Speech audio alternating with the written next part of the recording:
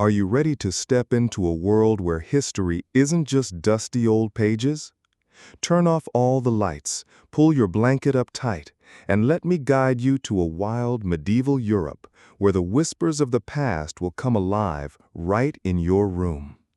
This isn't a fairy tale of shining knights or princesses locked in ivory towers.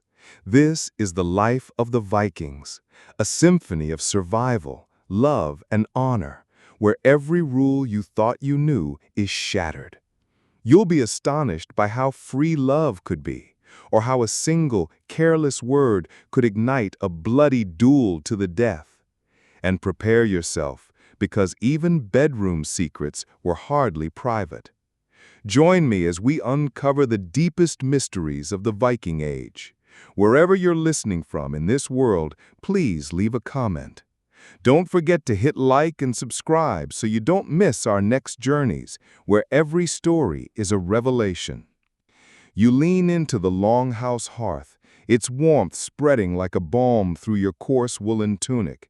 But a sudden icy gust of dread, sharp as a winter wind, slices through your bones as a deathly whisper, a silent dagger, tears through the air and plunges straight into your heart. Argi! They dared to brand Ragnar, the famed smith, whose braided beard always gleamed with such cleanliness it seemed to shimmer with the fresh dew of dawn, with that foul name? Your heart drums a frantic rhythm, a war drum beating against your ribs in the thick of battle. Because in this world, a single word can weigh more than 1,000 swords, and honor is the very breath, the lifeblood coursing through every warrior's veins. Ragnar, you know, is a moving cloud of lavender amidst the musk of mud and sweat from other warriors. Legend says that even the distant Anglo-Saxon monks, their quills scratching mournfully, once bitterly chronicled the soap trick of these Northmen, claiming their males were unfairly, deplorably captivating.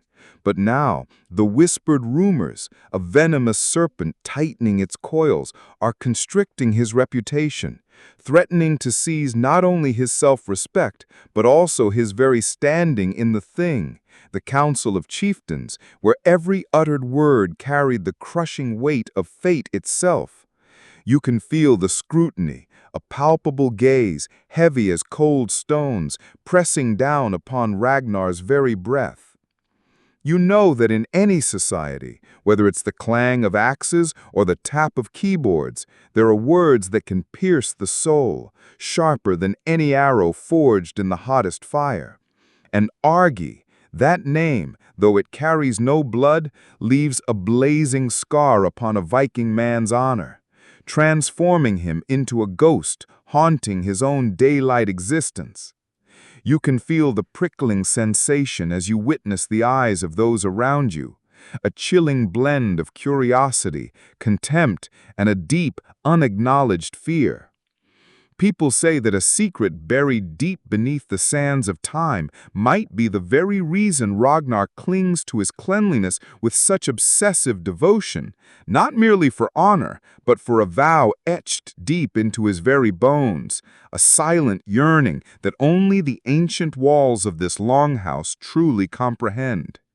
Is that cleanliness, that elusive scent of lavender, a sacred charm or a cruel curse upon his destiny? You realize that a Viking's life isn't solely about brutal raids and plunder. It's a complex tapestry woven with threads of honor, harsh laws, and burning, often hidden desires, embers glowing in the darkness of the human heart. In a world where body odor was an undeniable identity, Ragnar's fastidious cleanliness made him stand out like a lighthouse in a fog-bound fjord. This wasn't merely a superficial aesthetic, it was a profound declaration of self, a silent rebellion against the expected ruggedness. You can almost see the other Vikings, perhaps inhaling that unusual aroma from these clean folk, their eyes betraying a potent elixir of envy and bewilderment. Whispers, like mischievous spirits, carried tales that before any momentous battle, any grand feast, or even those whispered nocturnal escapades, the great warriors performed a cleansing ritual. It wasn't just to scour away grime, it was a spiritual ablution, preparing them to face the gods, their ancestors, and the discerning eyes of prospective mates. You can practically taste the invisible pressure, bitter as unripe berries, bearing down upon Ragnar's shoulders. The accusation of Argi is not just a personal affront, it's a catastrophic blow to the entire kin, threatening to silence his voice in the thing, and more cruelly, to sever him from the tender embrace of the woman he secretly covets. These rumors, like insidious roots, tirelessly gnaw away at his very standing. The weight of this single word, Argi, hung in the smoky air like a suffocating shroud, ready to unleash its destructive fury. It's a term so utterly debilitating, so profoundly humiliating, that it could strip a man of his very essence, turning him into a societal phantom long before his actual demise. For a Viking, where one's revered position in the Great Hall, one's influential voice in the crucial assembly, and one's undeniable allure to a potential spouse are all inextricably entwined like the unbreakable strands of a master weaver's knot, being branded Argi was akin to a living death, a fate worse than any physical wound. You grasped that this wasn't merely about brute physical prowess in the thunder of battle. It permeated every intricate facet of a man's existence, extending even to his virility and love, and his inherent capacity to command the unwavering respect of his peers. It spoke to a perceived frailty, a debilitating absence of the bold, assertive masculinity that Viking society so fiercely idolized, a concept as fundamental and unyielding as the very stones beneath their longhouses. The paramount importance of cleanliness, a detail often overshadowed by the more dramatic sagas of Viking ferocity, was in fact a sophisticated and often underestimated skill for both survival and potent attraction. While others might casually dismiss it as mere vanity, you perceive it as a delicate yet formidable art form, a silent and powerful declaration of a man's innate self-worth.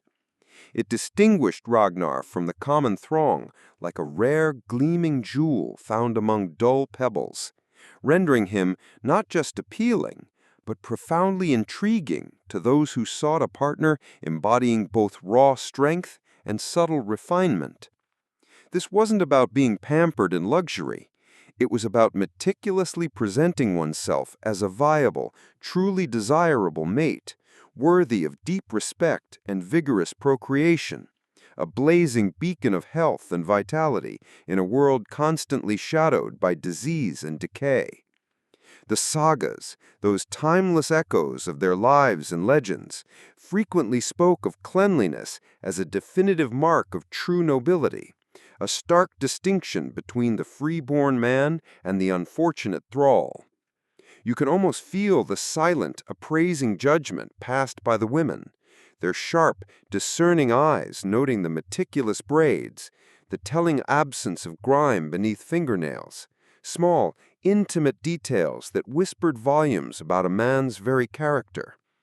The seemingly mundane habit was in fact a potent, understated weapon in the ceaseless, unforgiving battle for social standing and romantic triumph. Consider the startling dichotomy, the brutal image of the wild, perpetually unkempt raider jarring fiercely with the actual reality of a people who embraced hygiene with an almost fanatical zeal that would undoubtedly astound their more civilized southern neighbors. This wasn't just practical, it was deeply profound. The very act of washing, of carefully tending to one's body, could be viewed as a deeply personal ritual, a sacred moment of quiet introspection amidst life's relentless chaos. You can almost feel the invigorating cool water on your own skin, a refreshing, almost spiritual embrace, washing away not just the accumulated dirt of the day, but perhaps the gnawing anxieties of the perilous unknown as well. This meticulous attention to personal grooming was a subtle form of control in a world where so much was irrevocably left to capricious fate and the unpredictable whims of the unpredictable gods. A small, hard-won victory against the vast, untamed wilderness. It eloquently signified discipline, prudent foresight, and a certain level of hard-earned prosperity, as clean water and precious soap weren't always readily available or easily acquired. The very air in the longhouse now feels thick and heavy with the burden of the unspoken challenge, a palpable shroud of tension. The crushing weight of the Argi accusation against Ragnar is not merely a personal affront. It is a collective shadow, dark and ominous, cast over his entire family, a stain upon their very lineage. In Viking society, a man's honor was inextricably linked to his kin, like the strong, enduring branches of the same ancient, revered tree. If one branch withered under the blight of dishonor, the entire tree felt the agonizing pain. This public shaming could potentially cost him his vital voice in the Thing, the crucial assembly where vital laws were painstakingly forged and complex disputes were decisively settled, a blow as devastating as the loss of a vital limb. Even more excruciatingly, it could utterly shatter his heartfelt hopes of securing a favorable match, effectively alienating him from the tender embrace of any desirable maiden. You can almost visualize the silent, judging eyes of the other villagers, a chilling, unblinking chorus of condemnation, as they meticulously weigh Ragnar's precarious fate. They might not utter a single word aloud, but their piercing looks, sharp as jagged shards of ice, speak volumes, a cold, cutting language of their own. The whispers, like an insidious, unseen serpent, slowly, relentlessly constricting, are already doing their destructive work, systematically eroding his hard-won standing. This is the stark, unvarnished reality of Viking life, where one's meticulously crafted reputation is more valuable than the purest gold, and a single ill-chosen word can irrevocably determine a man's entire destiny, a cruel twist of fate. This Argi accusation is not a fleeting insult, it is a searing branding iron to the very soul, permanently disfiguring one's public image beyond repair. You understand that the intricate mechanics of shame in this unforgiving society are both complex and utterly unforgiving. If Ragnar cannot meticulously clear his name, he risks not only profound social ostracization, but also a devastating, irreparable loss of personal agency. He might find himself routinely overlooked for lucrative raids, systematically excluded from vital trading ventures, or even cruelly denied the hand of a highly desirable maiden. The very fabric of his future, a vibrant tapestry rich with raw human struggle, now hangs precariously by a single fragile thread, awaiting the cruel snip of fate's scissors. This initial emotionally charged encounter, this insidious public whisper, sets the dramatic stage for a prolonged and arduous struggle. It compels you, the discerning observer, to contemplate the delicate, often brutal balance between outward appearance and inner reality, between the external show of brute strength and the internal battle for deeply cherished self-worth. It unequivocally teaches you that true survival in this brutal, unforgiving world is not merely about wielding a heavy sword with skill, but about meticulously wielding words with surgical precision and fiercely guarding one's honor with unwavering, desperate vigilance, a warrior's creed carved into his very essence. You clearly perceive how even the smallest, most seemingly mundane details of daily life, such as bathing habits, can carry immense and profound cultural weight, extending far beyond their superficial purpose. Ragnar's deeply ingrained commitment to cleanliness, his fragrant defiance against the prevailing societal norms, renders him simultaneously admirable and profoundly vulnerable. It conspicuously marks him as different, and in a society that so vehemently values conformity within the rigid framework of honor, difference can indeed be a treacherous double-edged sword, offering both fleeting distinction and grave danger. This initial, emotionally charged conflict, stemming from a seemingly trivial detail, will inevitably spiral into a far larger, more intricate narrative, meticulously exploring the complex interplay of personal choice, unyielding societal expectation, and the relentless, unyielding grip of honor.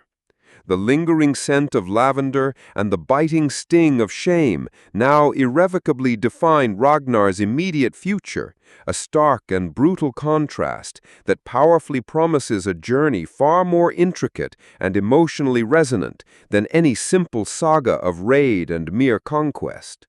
This story, a vivid tapestry rich with raw human struggle, will meticulously delve into the profound depths of what it truly means to live, to love, and to desperately survive beyond bed and battle in the unforgiving Viking age.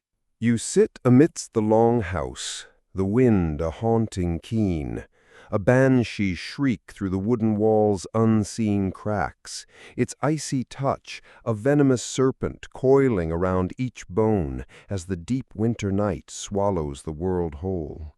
Yet, within this rough-hewn sanctuary, the whispered saga of Ingrid, a woman whose golden hair shimmered like finest flax woven in the first light of dawn, and Bjorn, a young man whose verses were thick as the clinging mist in a narrow fjord, now begins to stir and warm the very air. You can almost feel the profound weight of the silence, heavier than the battle-axe Bjorn now rests against his thigh. Ingrid's eyes, two amber embers blazing in the hearthlight, are fixed on Bjorn, a silent challenge breathing colder than the wild wind outside. Will his verses bend fate to his will, or will they expose a shame too deep to ever wash away?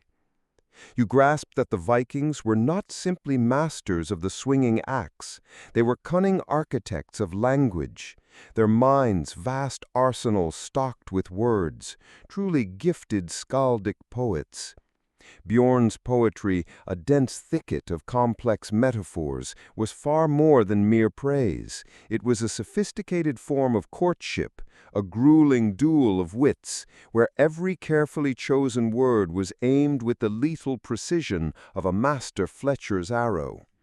You can clearly picture Bjorn, standing resolute, his voice a velvet river flowing smoothly over unseen, jagged rocks, using his words to liken Ingrid's graceful stride to a majestic swan gliding effortlessly across the dark mirrored surface of a northern sea, or her eyes, two luminous amber gems catching the dance of the firelight, sparkling with unplumbed depths of unspoken understanding. He feels his own chest tighten with each measured breath, acutely aware that every single eye in the crowded hall is now fixed upon him, invisible arrows piercing his very tunic. This is no crude bargaining you might witness in the bustling village market, a simple exchange of goods for coin. This is cultural seduction, a subtle, unspoken ritual as ancient as the mountains themselves. If a suitor's poem lacks at least 3 complex natural metaphors, each one a tiny, gleaming universe in miniature, he is considered to have failed utterly, his earnest efforts as hollow and resonant as a drum without a skin. You feel the profound, almost overwhelming intricacy within each meticulously crafted verse, a delicate spider's web woven from the finest, most fragile threads of nuanced emotion. You also know with a chilling certainty that the boundary between artful, heartfelt praise and a stinging razor-sharp insult is perilously thin, almost invisible. Then, as Bjorn's final verse melted into the smoke-filled air, a heavy silence descended, a suffocating blanket over the assembled villagers. All eyes pivoted to Ingrid. You hold your breath suspended in the moment, waiting. She doesn't speak, but the corner of her mouth curls into an ethereal, faint smile, fragile as morning mist, just enough to ignite a flicker of desperate hope in Bjorn's anxious eyes. At that precise instant, from a shadowy corner, a dry, rasping chuckle echoes. Harold, a brawny warrior with shoulders like granite boulders, Bjorn's silent rival, steps forward. His voice, a low rumble like distant thunder, unleashes a counter-verse, not of praise, but subtly mocking the softness unbecoming a skald, a finely honed dagger aimed directly at Bjorn's burgeoning hope. The very air in the longhouse thickens, dense as peat smoke, and you know with a gut-wrenching certainty that the true battle of words has only just begun. It is widely recounted among the elders that if a man were to compose poetry with overly suggestive or explicitly sexual allusions about a woman without her clear and unambiguous consent, such an act could swiftly become fraught with peril, potentially even leading to dire legal repercussions. A secret, long buried beneath the shifting layers of time, reveals that Viking law, particularly the infamous Gruggus Code of medieval Iceland, contained surprisingly stringent and specific provisions directly prohibiting obscene poetry or any form of defamation explicitly aimed at a woman. You can almost feel the icy grip of the gallows when contemplating a man condemned to exile or even facing a swift, brutal death simply for a vulgar verse, a chilling, unyielding price for arrogance, a discordant, prophetic dirge. Yet Viking women were far from passive figures, mere echoes fading into the shadows. You will witness Ingrid, her face a study in composure, yet her inner steel as strong as any forged blade, if provoked by insult, unleash verses in return that are sharp as a newly honed axe head, designed to make the offending man yearn to bury himself deep beneath the earth's silent embrace in utter crushing shame. You have heard the hushed, conspiratorial whispers carried on the biting wind about one particular case, a tale told only around flickering hearths, where a woman's poetic counterattack was so devastatingly precise and effective that the man in question, his pride utterly shattered, chose to retreat from society, a solitary hermit, forsaking the world like a discarded, rusted shield. This journey illuminates a profound truth. In Viking love, the true and most potent weapons were not the mighty axes or the gleaming swords, but the very words themselves, keen-edged, laden with layers of hidden meanings, and imbued with immense, unyielding legal weight, a fearsome, double-edged arsenal in the ceaseless battles of the heart. The very architecture of skaldic verse, a bewildering labyrinth of intricate kennings and obscure haiti, provided both an expansive canvas for boundless affection and a restrictive cage for reckless expression. You delve into the painstaking craftsmanship, observing how Bjorn might ingeniously call a ship a sea steed, or a formidable warrior a feeder of ravens, and then applies this multi-layered artistry with breathtaking precision to Ingrid. He would never simply declare her beauty. He might instead eloquently describe her as the bright bearer of the sun's golden thread, eternally weaving light into the fabric of life itself. This complex, intricate metaphorical dance was absolutely crucial. A flat, unimaginative line was a death knell for any flickering romance, a flat note in a symphony of passion. You vividly imagine the immense pressure of performing such deeply personal verses in public, perhaps during a tumultuous gathering of the Thing, or amidst the raucous joy of a bustling winter feast, where the assembled throng, a vast murmuring sea of discerning faces, would serve as the ultimate, unforgiving critics.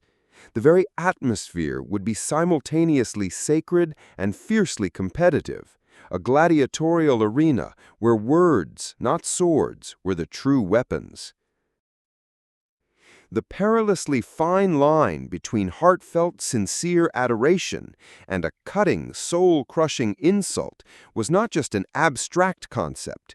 It was a legal tightrope, stretched taut as a bowstring before an arrow is loosed, suspended over the precipice of public judgment. A poet, utterly consumed by the feverish ardor of his own creation, could, with a single careless phrase, easily stumble and fall. Imagine a seemingly innocuous verse, genuinely intended to flatter, yet misinterpreted by a woman's fiercely protective family as a crude, vulgar insinuation about her pristine virtue.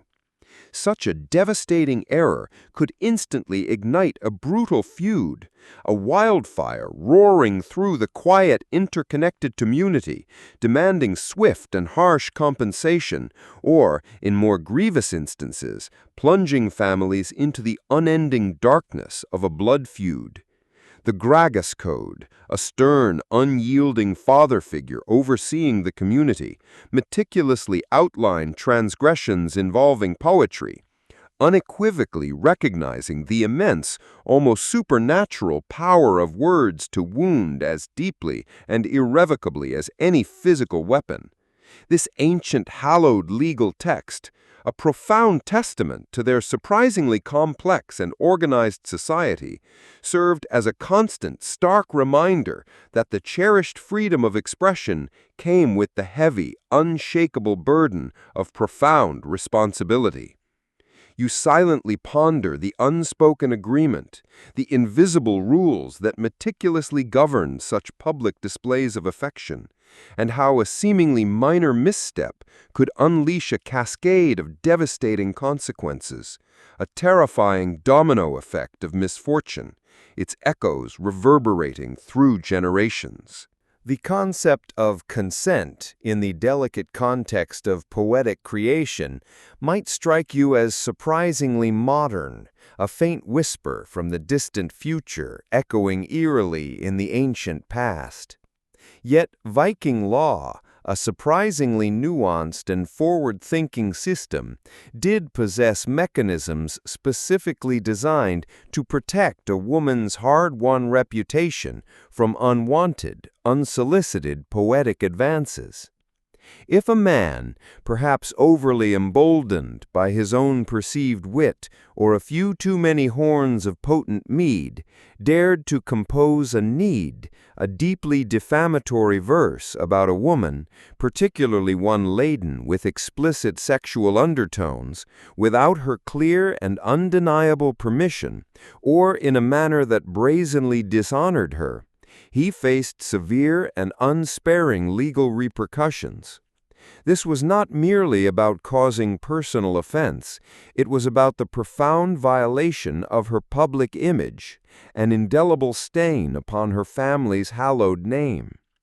The epic sagas, those ancient repositories of their triumphs and tragedies, recount numerous instances where such poetic transgressions led to a holmgang, a formal, often brutal duel to the death, or more frequently resulted in heavy fines and crushing public shaming. You can almost hear the indignant roar of a wronged brother, his honor a fragile yet fiercely guarded shield, threatened by a single carelessly flung verse. This historical detail underscores a subtle yet profound respect for women's autonomy, unequivocally recognizing their fundamental right to control their own personal narrative, even within a society often unjustly perceived as relentlessly brutal. The very presentation of these verses was as crucially important as their intrinsic content. They were not whispered quietly to a single receptive ear. They were frequently performed aloud with dramatic flair and vibrant communal settings. You vividly picture the animated scenes, the dancing torchlight illuminating faces rapt with intense attention, the low murmur of the crowd, a living, breathing, discerning critic, as a poet, perhaps strumming a simple lyre, spun his intricate lyrical web. At the thing, the vital communal assembly, a poet might even boldly appeal to the entire assembled community, fervently hoping that their collective appreciation would undeniably sway the heart of his beloved. This public performance thus transformed courtship into a grand communal spectacle, a magnificent theater of open affection, where the emotional and social stakes were astronomically high. A poorly delivered line, a faltering metaphor could lead to widespread merciless mockery, a cascading wave of humiliation. Conversely, a truly magnificent verse, impeccably crafted and passionately delivered with fiery conviction, could dramatically elevate a man's status, making him a legend in his own time and an utterly irresistible suitor, a beacon of poetic prowess. The sheer, undeniable power of language, a sharp, gleaming, two-edged sword masterfully wielded by the truly skilled, is vividly and unequivocally demonstrated in these poetic duels. You comprehend that in a society where widespread literacy was a rarity, the spoken word possessed immense, almost divine authority, its resonant echoes reverberating powerfully throughout the tight-knit community. A cleverly constructed drapa, a long, elaborate poem of praise, could effortlessly win a king's coveted favor, while a scathing need could instantly ignite a bloody, relentless blood feud, a devastating wildfire consuming entire ancient families. The poets, the revered skalds, were not merely simple entertainers. They were the esteemed custodians of cherished history, the meticulous weavers of destiny, and the absolute masters of profound persuasion. Their words artfully shaped perceptions, firmly solidified vital alliances, and powerfully ignited fierce passions, making them figures of immense, often terrifying influence. This enduring tradition unequivocally underscores that intellect and refined artistry, not solely brute physical force, were highly prized attributes in Viking culture, a shining, unexpected counterpoint to their often violent reputation. Viking is a realm where emotions, even the most tender and fragile ones, were expressed with a fierce, almost brutal honesty, and where words like precisely aimed spears could either capture a loving heart or utterly shatter a fragile life. The skald's song, a powerful, unyielding river of raw emotion, flowed profoundly through every single aspect of Viking existence, meticulously shaping their loves, their rigid laws, and their very inherent sense of self. As you deeply reflect on this, you acutely realize that the battles fiercely fought with verses were often as intensely significant, as emotionally profound, and as utterly consequential as those brutally waged with heavy axes and sturdy shields. A silent internal war fought deep within the intricate chambers of the human soul. And in a world where a single verse could elevate a man to Valhalla or cast him into the icy depths of Niflheim, you find your thoughts drifting back to Ragnar, and the name Argi still hanging like a scythe of doom over his very head. In this compelling journey, we continue to meticulously uncover the rich, complex tapestry of their lives, powerfully revealing how even the most intimate acts were inextricably interwoven with public honor and rigid legal decree. You huddle by the flickering fire, the crackle of burning logs, a fragile, desperate comfort against the relentless, encroaching chill, and a stark, unvarnished truth, cold as a winter stream, suddenly floods your awareness. In the unforgiving Viking world, romantic love often bowed its proud head, a meek, obedient servant before the harsh, unyielding demands of practical survival. You can practically taste the sour tang of calculation, the suffocating odor of silent coercion permeating this artificially warm air. Your father, his face etched with the rugged lines of seasoned oak, or perhaps your stoic uncle, sits across from another elder, their eyes sharp as a hawk's predatory gaze, meticulously tracking every nuanced word uttered by the grim-faced intermediary. This is no tender proposal. This is a strategic game of chess played with human lives, where every calculated move is a precarious gamble, and your own future now hangs heavy on the scales, outweighing any herd of livestock currently being assessed. A secret, long buried beneath the shifting layers of time, whispers that marriage here was never about fragrant rose garlands or the soft, deceptive glow of candlelight. It was a complex transaction, a binding contract as intricate as any ancient deed for ancestral lands, each cold clause a calculated risk. You understand that when a man decided to take a wife, he certainly did not serenade his beloved beneath her window, his voice a lonely echo in the biting night air. Instead, he dispatched his father, his uncle, or perhaps his most trusted friend to approach the maiden's father, an envoy bearing not heartfelt vows, but terms of a cold, hard bargain. This was a negotiation, a strategic game of chess where you could almost taste the sharp tang of calculation and the earthy scent of self-interest. It is said that nothing demonstrated fierce passion quite like meticulously valuing a herd of goats or hotly debating inheritance rights over a shared meal, each bite a silent tally. You can vividly picture the scene, the elders, their faces carved from weathered oak, sitting opposite each other, their eyes sharp as a hawk's gaze, scrutinizing every single clause. In theory, a free woman possessed the right to refuse a suitor, but whether that refusal would truly be honored, only the ancient whispering walls of the longhouse truly knew. And it depended entirely on her family's pressing need for land, for powerful allies, or simply their grim desire to dispose of a particularly stubborn daughter. You have heard the hushed conspiratorial murmurs from the sagas, tales of formidable women defiantly spurning undesirable suitors. But you also know other chilling narratives, where a woman's wisest course of action, if she dared to refuse, was to flee the hall with the desperate speed of a hunted deer.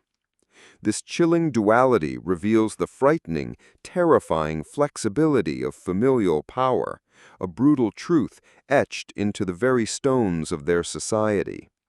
The intermediary, be it a Godi or a carefully chosen kinsman, played a pivotal, almost sacred role in this intricate dance of alliance and acquisition.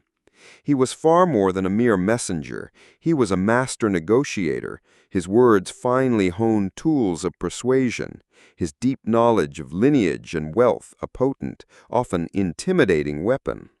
His primary task was to meticulously appraise the mundur, the substantial bride price offered by the groom's family, a crucial compensation to the bride's kin for the invaluable loss of her labor and future offspring. You can almost smell the faint earthy scent of ancient leather, or more likely, feel the rough, cool texture of counting stones as fortunes were silently, shrewdly weighed.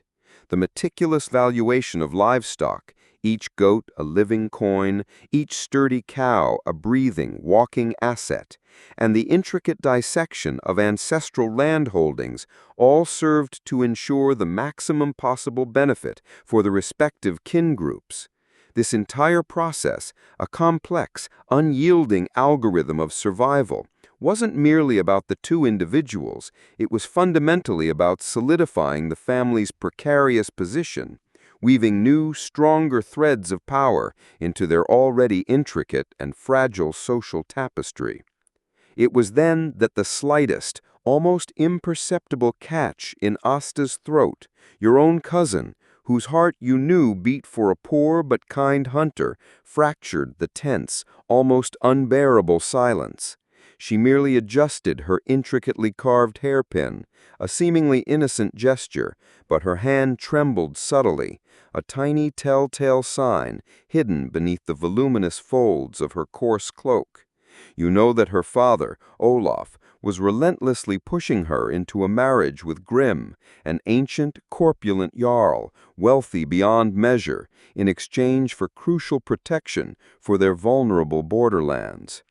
Asta's eyes, two fleeting glimpses of a stormy sky, swept over yours, a brief, desperate look laden with unspoken anguish and a silent, pleading prayer. You taste the bitter tang of your own powerlessness in your mouth, knowing that in this world, sometimes the deepest, most agonizing scream is the one that remains utterly unheard. Olaf, oblivious, or perhaps deliberately ignoring that fleeting glance, resumed his stubborn argument over the exact number of sheep in the Haemiffer, his voice unyielding and cold as glacial ice. The social and familial pressures exerted upon a woman facing an arranged marriage were immense, a silent, crushing weight that could smother a soul. While the law theoretically granted her the sacred right to refuse, the harsh reality often painted a far grimmer, more brutal picture. To defiantly reject her father's meticulously chosen match could be seen as an act of profound disloyalty, a brazen betrayal of the family's very future, potentially jeopardizing their carefully cultivated alliances or their hard-won economic stability. Her consent might be a mere hollow formality, a fragile whisper in a roaring gale, utterly overpowered by the booming voices of patriarchal authority. For many women, navigating these relentless pressures was a subtle, finely tuned survival skill, a quiet art of pragmatic compromise. They learned to cunningly find agency within the unyielding constraints, to subtly seek out small, hard-won victories, or to strategically accept a match that, while not born of passionate love, unequivocally offered security, elevated status, or simply the path of least, often desperate, resistance. This was no grand romantic gesture born of fiery emotion. It was a pragmatic choice, a calculated wager on her own precarious future and the collective well-being of her cherished kin.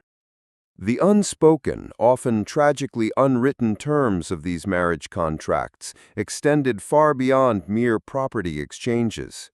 They meticulously dictated social responsibilities, outlined precise expectations for unwavering loyalty, and even subtly hinted at the nature of future kin disputes. These were not contracts delicately scrawled on fragile parchment. They were agreements deeply etched in collective memory, ruthlessly enforced by public expectation and the ever-present chilling threat of widespread social ostracization. A man implicitly agreed to fiercely protect his wife and her sacred honor, a woman to meticulously manage the intricate household and dutifully raise the children. Any perceived deviation from these implied, ironclad terms could swiftly lead to serious consequences, ranging from public shaming to the profound dishonor of divorce or even outright brutal violence. You can vividly imagine the silent, condemning judgments passed when a husband failed to provide adequately for his family, or a wife failed to produce strong and healthy male heirs. These invisible clauses, interwoven threads in the intricate fabric of their very existence, profoundly shaped the couple's entire existence, binding them not just by the letter of the law, but by the overwhelming weight of unyielding community expectations, a heavy, inescapable yoke they carried together until death. Consider the agonizing, soul-wrenching dilemmas a woman might face when mercilessly pushed into an unwanted marriage, or conversely, when her genuinely chosen suitor was summarily and brutally rejected by her unyielding family. Tales abound in the ancient sagas. A chieftain's beloved daughter, her heart perhaps secretly set on a lower-born but courageous warrior, forced to tragically wed an older, considerably wealthier man for a vital political alliance. Her anguish, a silent scream echoing in the vast, empty hall, would be immense, a torment known only to her soul. Or a spirited, defiant woman, daring to refuse a powerful, persistent suitor, might find herself cruelly shunned by the community, her marriage prospects irreversibly withered, or even falsely accused of witchcraft, a convenient, chilling excuse to remove a disobedient and troublesome spirit. Yet some indomitable women found ingenious, subtle ways to maneuver within these harsh, unyielding realities. Some courageously sought powerful allies within their own formidable families to voice their desperate dissent. Others used their sharp wit, a keenly honed and hidden weapon, to subtly undermine their unwanted suitor's meticulously crafted reputation. And a rare, truly courageous few, driven by utter desperation or a fiery, rebellious spirit, took the radical, life-altering step of elopement. A desperate, headlong flight into the treacherous unknown, fully aware of the immense, deadly risks involved. Such acts, though exceedingly rare, powerfully underscore the enduring human desire for fundamental choice, even within a society where personal freedom was often mercilessly subsumed by overwhelming familial obligation. The profound lack of romantic attachment in these strategically arranged unions did not necessarily translate to an absence of affection or deep-seated respect.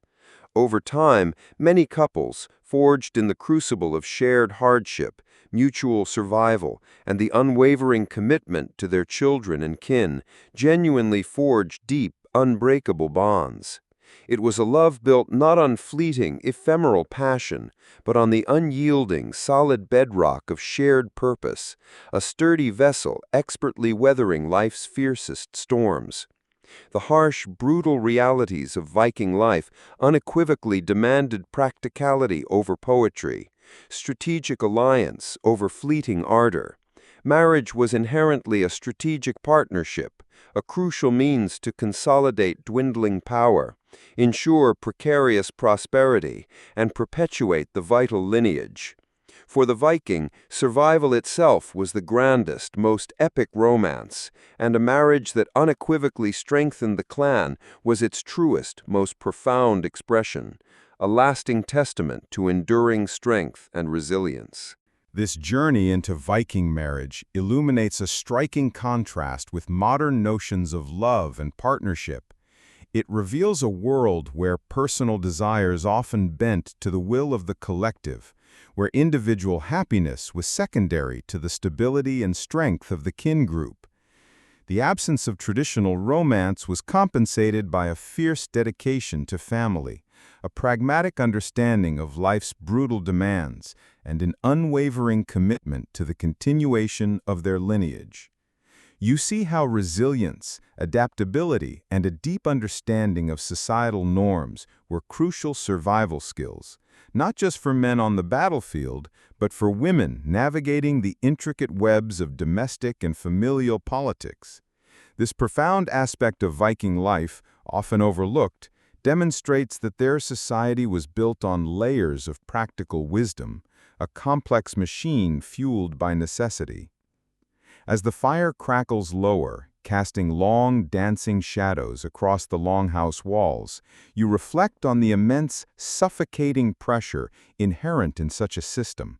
The constant, desperate need for strategic alliances meant that few could afford the fleeting luxury of following their hearts.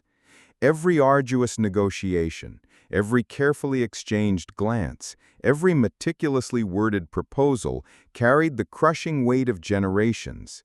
It wasn't just a man and a woman joining, It was two entire lineages, intricately intertwining, their destinies now inextricably linked, a complex knot that could never be undone. In a world where a single misstep could lead to devastating, irreversible consequences, the romantic ideal was a perilous, often shattered dream, brutally crushed by the cold, hard logic of survival. And in this very world, where the bonds of marriage were forged in the unforgiving crucible of clan interest, you cannot help but remember Ragnar and the chilling shadow of the Argi accusation, a personal slight that not only threatened his own standing, but perhaps also his very ability to secure such a crucial, life-sustaining marriage alliance, a future denied by a mere whisper. The intricate dance of familial obligations and personal desires in Viking marriage was a tightrope walk for everyone involved. For a man like Ragnar, already grappling with the public stain of Argi, the prospect of finding a suitable bride for alliance became a mountain almost too steep to climb, each step a heavy burden. A damaged reputation, a festering wound on the soul, could deter even the most desperate of families from offering a daughter, for fear of tainting their own lineage. The Mundur and Haemafer, so crucial to establishing a marriage, might be negotiated down to meager sums, signaling a desperate and devalued match, or refused entirely, leaving Ragnar's future in a state of precarious uncertainty. The societal judgment, a silent, crushing verdict, extended its reach far beyond the longhouse whispers, impacting his ability to secure not just a companion, but a strategic partner, vital for his very survival and that of his family line. You consider how such external pressures would ripple through a person's inner world. Imagine Ragnar not just facing the scorn of others, but the gnawing doubt within himself. Would he question his own worth, his own manhood, if no respectable family would consider him? The Viking emphasis on honor meant this wound was not easily healed. It was a constant ache in the bones, a reminder of a perceived failing. For some, such a blow could lead to utter despair, to becoming a true outcast, a solitary wolf banished from the pack. But for others, it might forge an unyielding resolve, a hardened resolve born of adversity, to reclaim their honor, whatever the cost. This story, this unfolding journey, is not just about the grand sagas of kings and battles, but the intensely personal, often brutal struggles of individuals caught in the intricate web of ancient societal laws and expectations. The weight of ancestral expectations was another powerful force shaping these unions. Every marriage was a continuation of the family's legacy, a promise to future generations. For a family, ensuring a strong, advantageous match for their children was paramount, a duty passed down through the ages. You observe how parents themselves, products of similar arrangements, would guide their children with firm guiding hands, ensuring they understood the stakes. While their guidance was often rooted in love and concern for their child's well-being, it was a love often expressed through the harsh lens of practicality. They knew the world was unforgiving, and a bad match could doom not just a couple, but an entire lineage. This relentless pursuit of survival, a primal instinct burning bright, shaped every aspect of their lives, including the most intimate of bonds. You stand on the threshold, the wind a mournful dirge howling through the stone crevices, the chill of the misty morning air, a skeletal hand clutching at your very breath. But the stark tale of Sigrid, a woman whose spirit was unbreakable as the oldest oak, who dared to utter the forbidden word of no to a loveless marriage, now kindles a fierce warmth within your soul.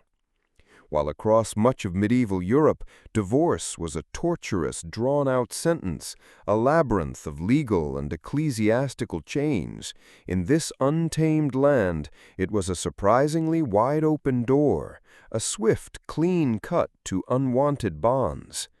You feel the palpable tension, a taut bowstring ready to snap as Sigrid prepares to reclaim her life.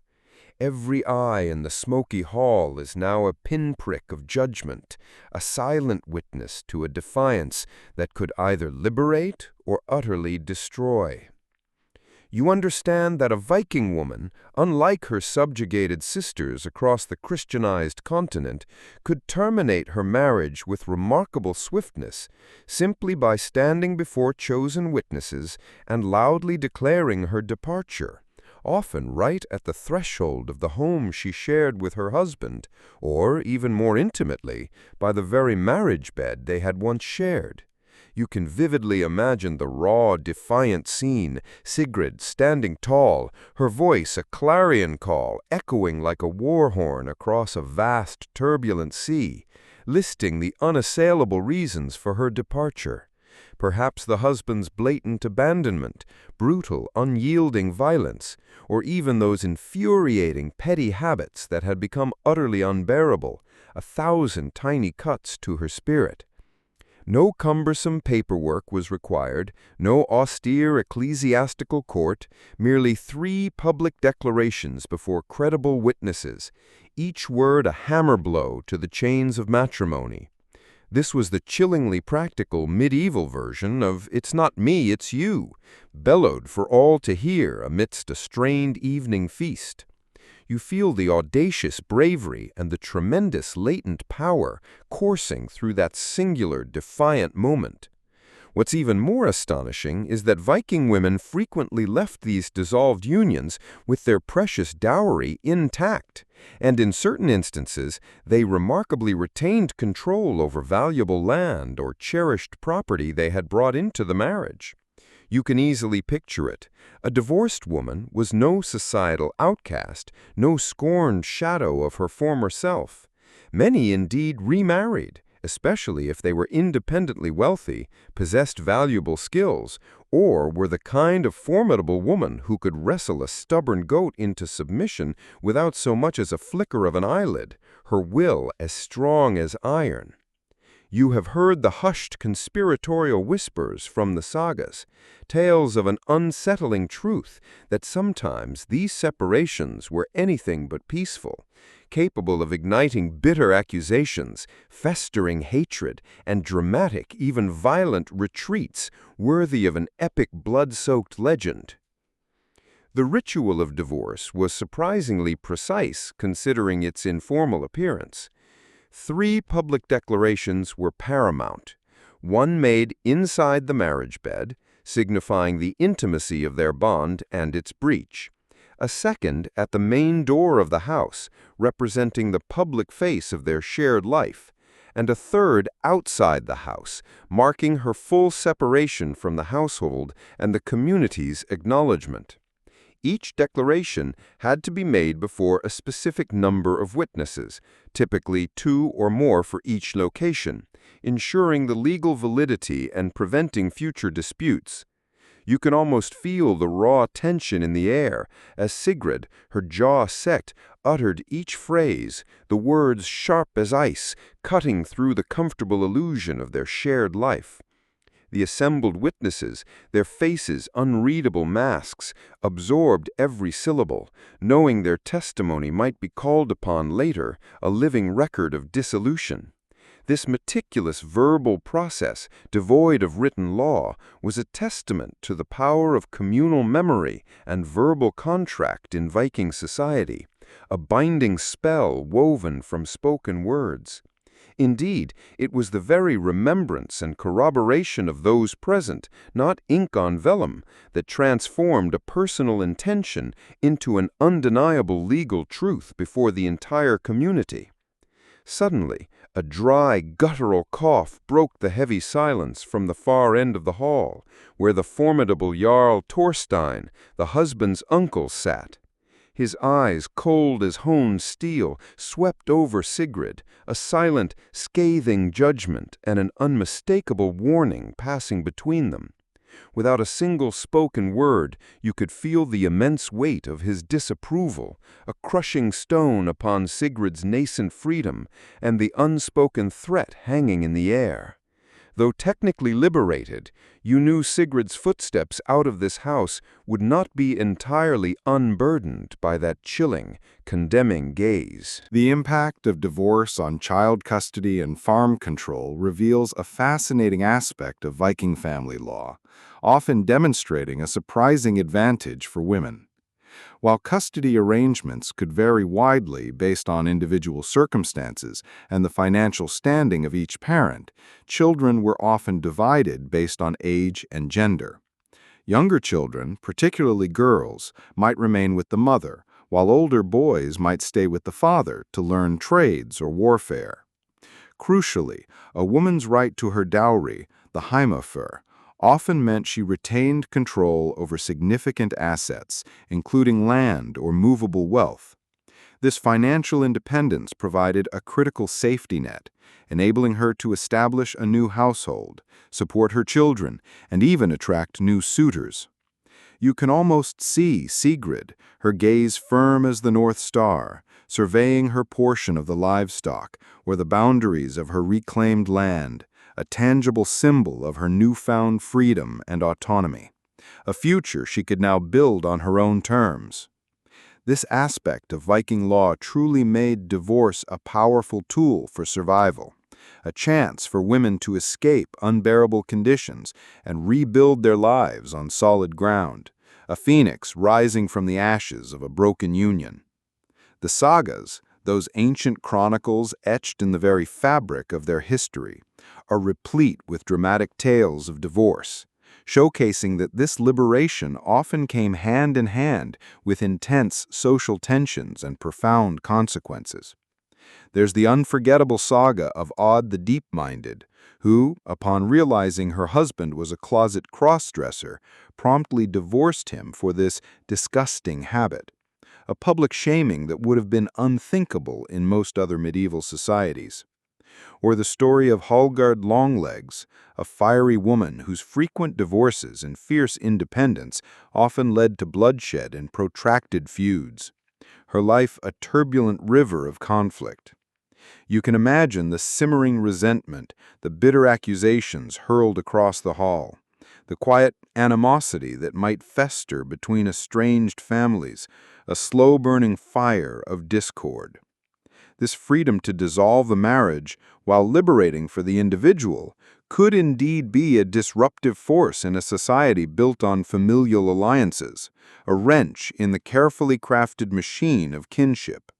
The sagas provide vivid, often brutal examples of how this surprising autonomy played out in the messy, unpredictable reality of Viking life, proving that even liberation had its price, a heavy coin paid in social strife. Ultimately, divorce functioned as a crucial survival skill for Viking women, empowering them to extricate themselves from truly intolerable relationships and, critically, to rebuild their lives. Unlike many of their European counterparts who were essentially trapped in unhappy or abusive marriages with no legal recourse, Viking women possessed a clear, well-defined path to escape.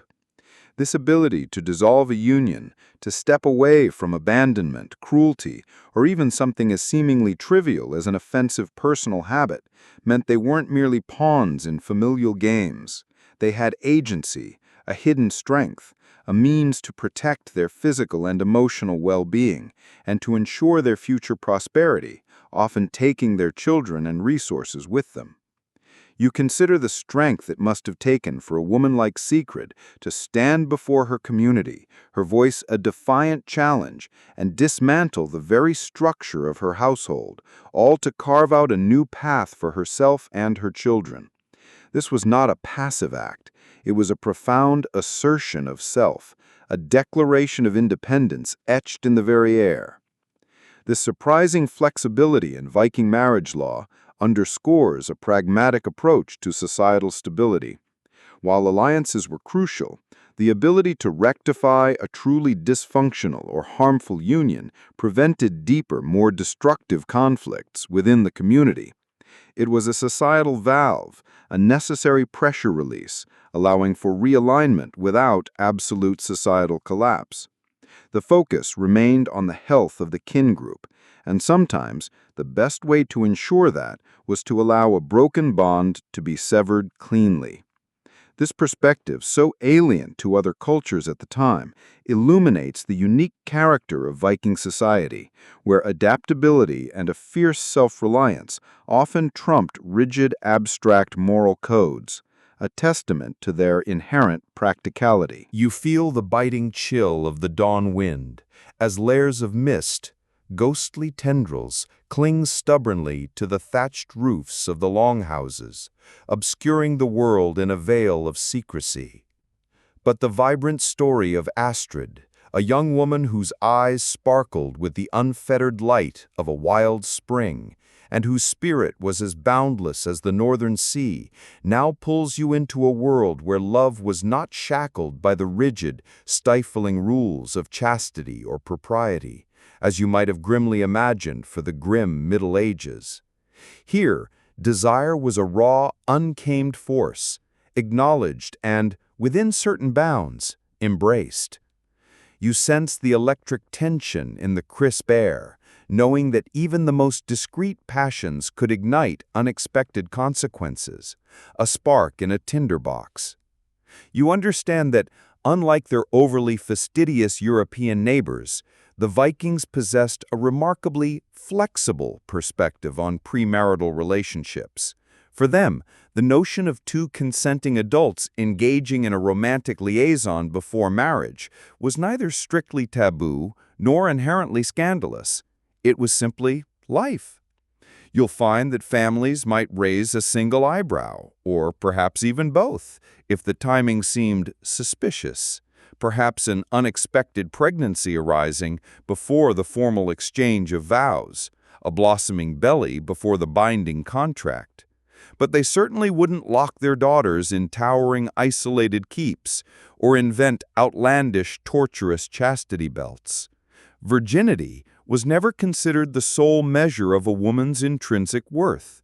You can envision a woman like Astrid, her hands calloused from tending livestock, her mind sharp from negotiating shrewd trades, commanded far more respect than one whose sole virtue was an untarnished romantic history. Viking life was notoriously harsh, and practicality often reigned supreme, a king on a throne of necessity. However, discretion, a veiled whisper, was still strongly encouraged. You'll observe that while premarital relations were generally not punished, brazenly boasting about them could certainly lead to significant trouble. If a man publicly flaunted a past lover, and she vehemently disagreed with his embellished version of the story, he could face severe legal repercussions, a public shaming in the assembly. In essence, telling tales out of school was considered incredibly rude and, in certain circumstances, explicitly illegal.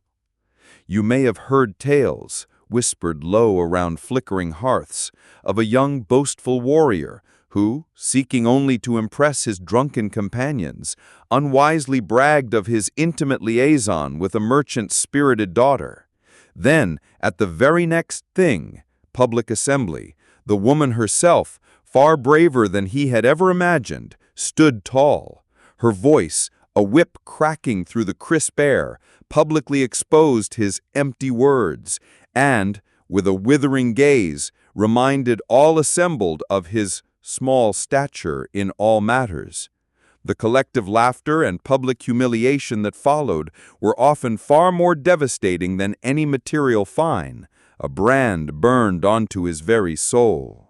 The specific situations surrounding premarital relationships could indeed lead to vastly different outcomes, ranging from social acceptance to considerable social inconvenience.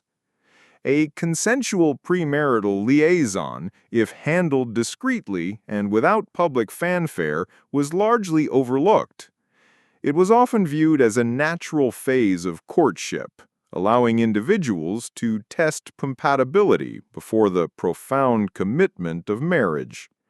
However, the unexpected arrival of a child before the formal union was a far more complex matter. While not inherently shameful, A pregnancy often necessitated a hurried marriage negotiation, with the child's legitimacy potentially impacting inheritance rights. The father was always expected to acknowledge paternity and support the child, regardless of whether a marriage occurred. You can imagine the tension in a longhouse when a young woman, her face perhaps flushed with a secret, revealed her condition, and the subsequent urgent parleying among the families, a flurry of anxious whispers. This particular scenario tested the limits of their pragmatic tolerance, highlighting that while premarital sex wasn't condemned, its potential consequences certainly demanded immediate and often inconvenient action. You can almost taste the bitter herbs in that rushed, awkward feast, where families, forced to confront the undeniable evidence of a new life, hastily arranged a marriage born of necessity rather than choice. A stark reminder that even freedom had its unforeseen consequences, a ripple effect in the pool of fate. Viking society viewed instinctual sexuality as a natural, inherent part of the human experience, rather than something inherently sinful or forbidden. This perspective stands in stark contrast to the burgeoning Christian morality that was rapidly taking root across much of Europe, which condemned premarital relations as a grave sin. For the Vikings, sex was tied to fertility, lineage, and the continuation of the clan, all vital aspects of their survival. There was no widespread concept of original sin or the belief that the body was inherently corrupt. Instead, they celebrated life in all its raw forms, acknowledging human desires as a fundamental aspect of existence, a natural force as undeniable as the tides. This wasn't a society devoid of moral codes, but their morality stemmed from practicality, honor, and community cohesion, not from abstract notions of purity imposed by religious dogma. You can sense this earthy realism in their sagas, which often describe sexual encounters with a straightforwardness that would shock a medieval monk, a refreshing breeze of honesty in a stuffy room. The profound significance of discretion in Viking society extended far beyond just sexual matters. It permeated every aspect of personal life, reflecting a deep-seated respect for individual privacy and the delicate balance of social harmony. While their communities were close-knit, there was an unspoken understanding that certain personal affairs were not for public consumption. To boast about sexual conquests, reveal intimate details, or spread gossip about others' private lives could lead to severe social repercussions, including accusations of need, which carried legal penalties. This wasn't about shame. It was about maintaining decorum, respecting boundaries, and preventing discord. A person's reputation, a carefully woven garment, could be unraveled by careless talk. You observe how subtle gestures, knowing glances, and hushed conversations could convey complex messages without overt declaration, a silent language spoken between trusted souls. This culture of discretion, a protective cloak draped over private lives, allowed for a degree of personal freedom that might otherwise have been impossible in such a communal setting. It was a societal agreement to mind one's own business, a practical rule for peaceful coexistence. This pervasive practicality was indeed a crucial survival skill that profoundly shaped all interpersonal relationships, especially those leading to marriage. A capable and resourceful partner was valued above all else, far exceeding any superficial romantic resume. When considering a spouse, a Viking family prioritized qualities that ensured the survival and prosperity of their lineage: strength, intelligence, land management skills, the ability to bear healthy children, and a strong network of kin. A woman who could effectively manage a longhouse, oversee the farmhands, raise fierce children, and perhaps even wield an axe in defense was considered an invaluable asset, a cornerstone of the family's future. Her premarital experiences, as long as they were discreet and did not bring public dishonor, were secondary to her demonstrated competence and character. You grasp that this wasn't a judgment of morality, but a pragmatic assessment of utility. In a world where resources were scarce and life was a constant struggle against the elements and rival clans, a capable partner was not just desired, they were absolutely essential for survival, a lifeline in a turbulent sea. The contrast with contemporary European medieval society, particularly its obsession with female virginity as a marker of honor and value, is stark and illuminating. While many Christian societies imposed harsh penalties, even death, for premarital relations or adultery, Viking law was far more nuanced, often focusing on property rights, paternity, and defamation, rather than abstract moral purity.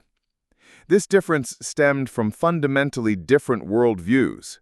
For the Vikings, honor was rooted in action, courage, and reputation within the community, not solely in a woman's sexual history. Their gods celebrated vitality and prowess, not asceticism.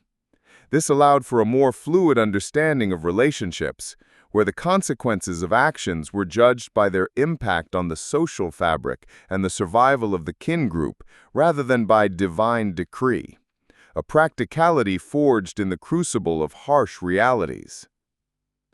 You consider the implications of such a society for a young woman like Astrid. She could, theoretically, explore desires, make choices, and even stumble without being utterly ruined. Her worth wasn't tied to an unbroken hymen, but to her strength, her intelligence, her skills, and her family standing. This provided a degree of agency and self-determination that was revolutionary for the time, a silent roar of empowerment. Yet this freedom was not absolute. The need for discretion meant that personal lives were still under the watchful, albeit unspoken gaze of the community. A fine balance had to be struck between individual desire and communal harmony, a tightrope walk over the abyss of social disapproval. You close your eyes, feeling the gentle warmth radiating from the hearth, and let your mind drift, a small boat adrift on the vast mythical seas of the Norse gods, a divine soap opera where complex relationships and fluid gender transformations were as commonplace, as utterly unremarkable as a Tuesday morning in any longhouse. This pantheon, a vibrant tapestry woven with threads of chaos and creation, challenged every rigid notion of what was natural or proper. You understand that the Vikings were not as unyielding about gender definitions or sexual expression as you might have presumed. Consider Frey, the exuberant god of fertility. He was anything but subtle. He's often depicted with an over-enthusiastic zeal for his divine role, with cult statues famously possessing anatomical features of undeniable confidence. His worship involved rituals celebrating life, love, and bountiful harvests, all imbued with a profoundly sensuous energy. If you seek a modest deity, Frey is decidedly not your choice, a flamboyant peacock in a flock of stoic ravens. Then there's Loki, everyone's favorite trickster god, a mischievous serpent in the garden of Asgard.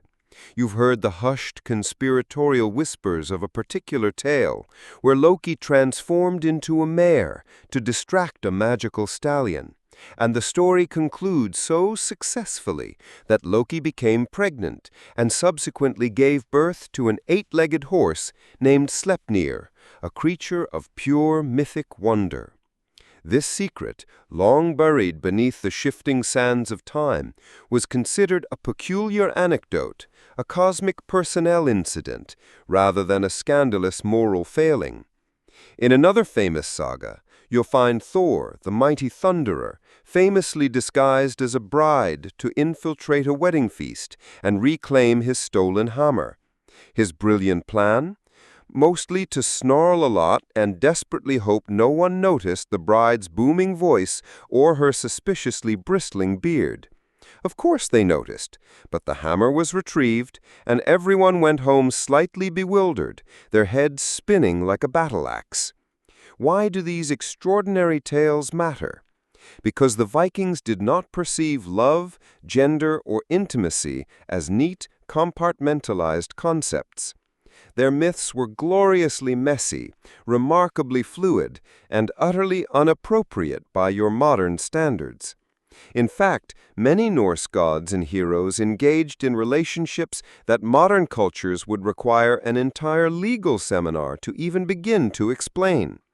The boundary between divine affection and utter absurdity was razor thin, and the gods frequently galloped across it, often on horseback. But here's the truly captivating part. These wild myths were not considered shocking. They were simply normal. Procreation, passionate love, cunning deception, all were powerful divine forces. The gods acted improperly, not because they were inherently evil, but because life itself was inherently complex, a tangled knot of fate and desire.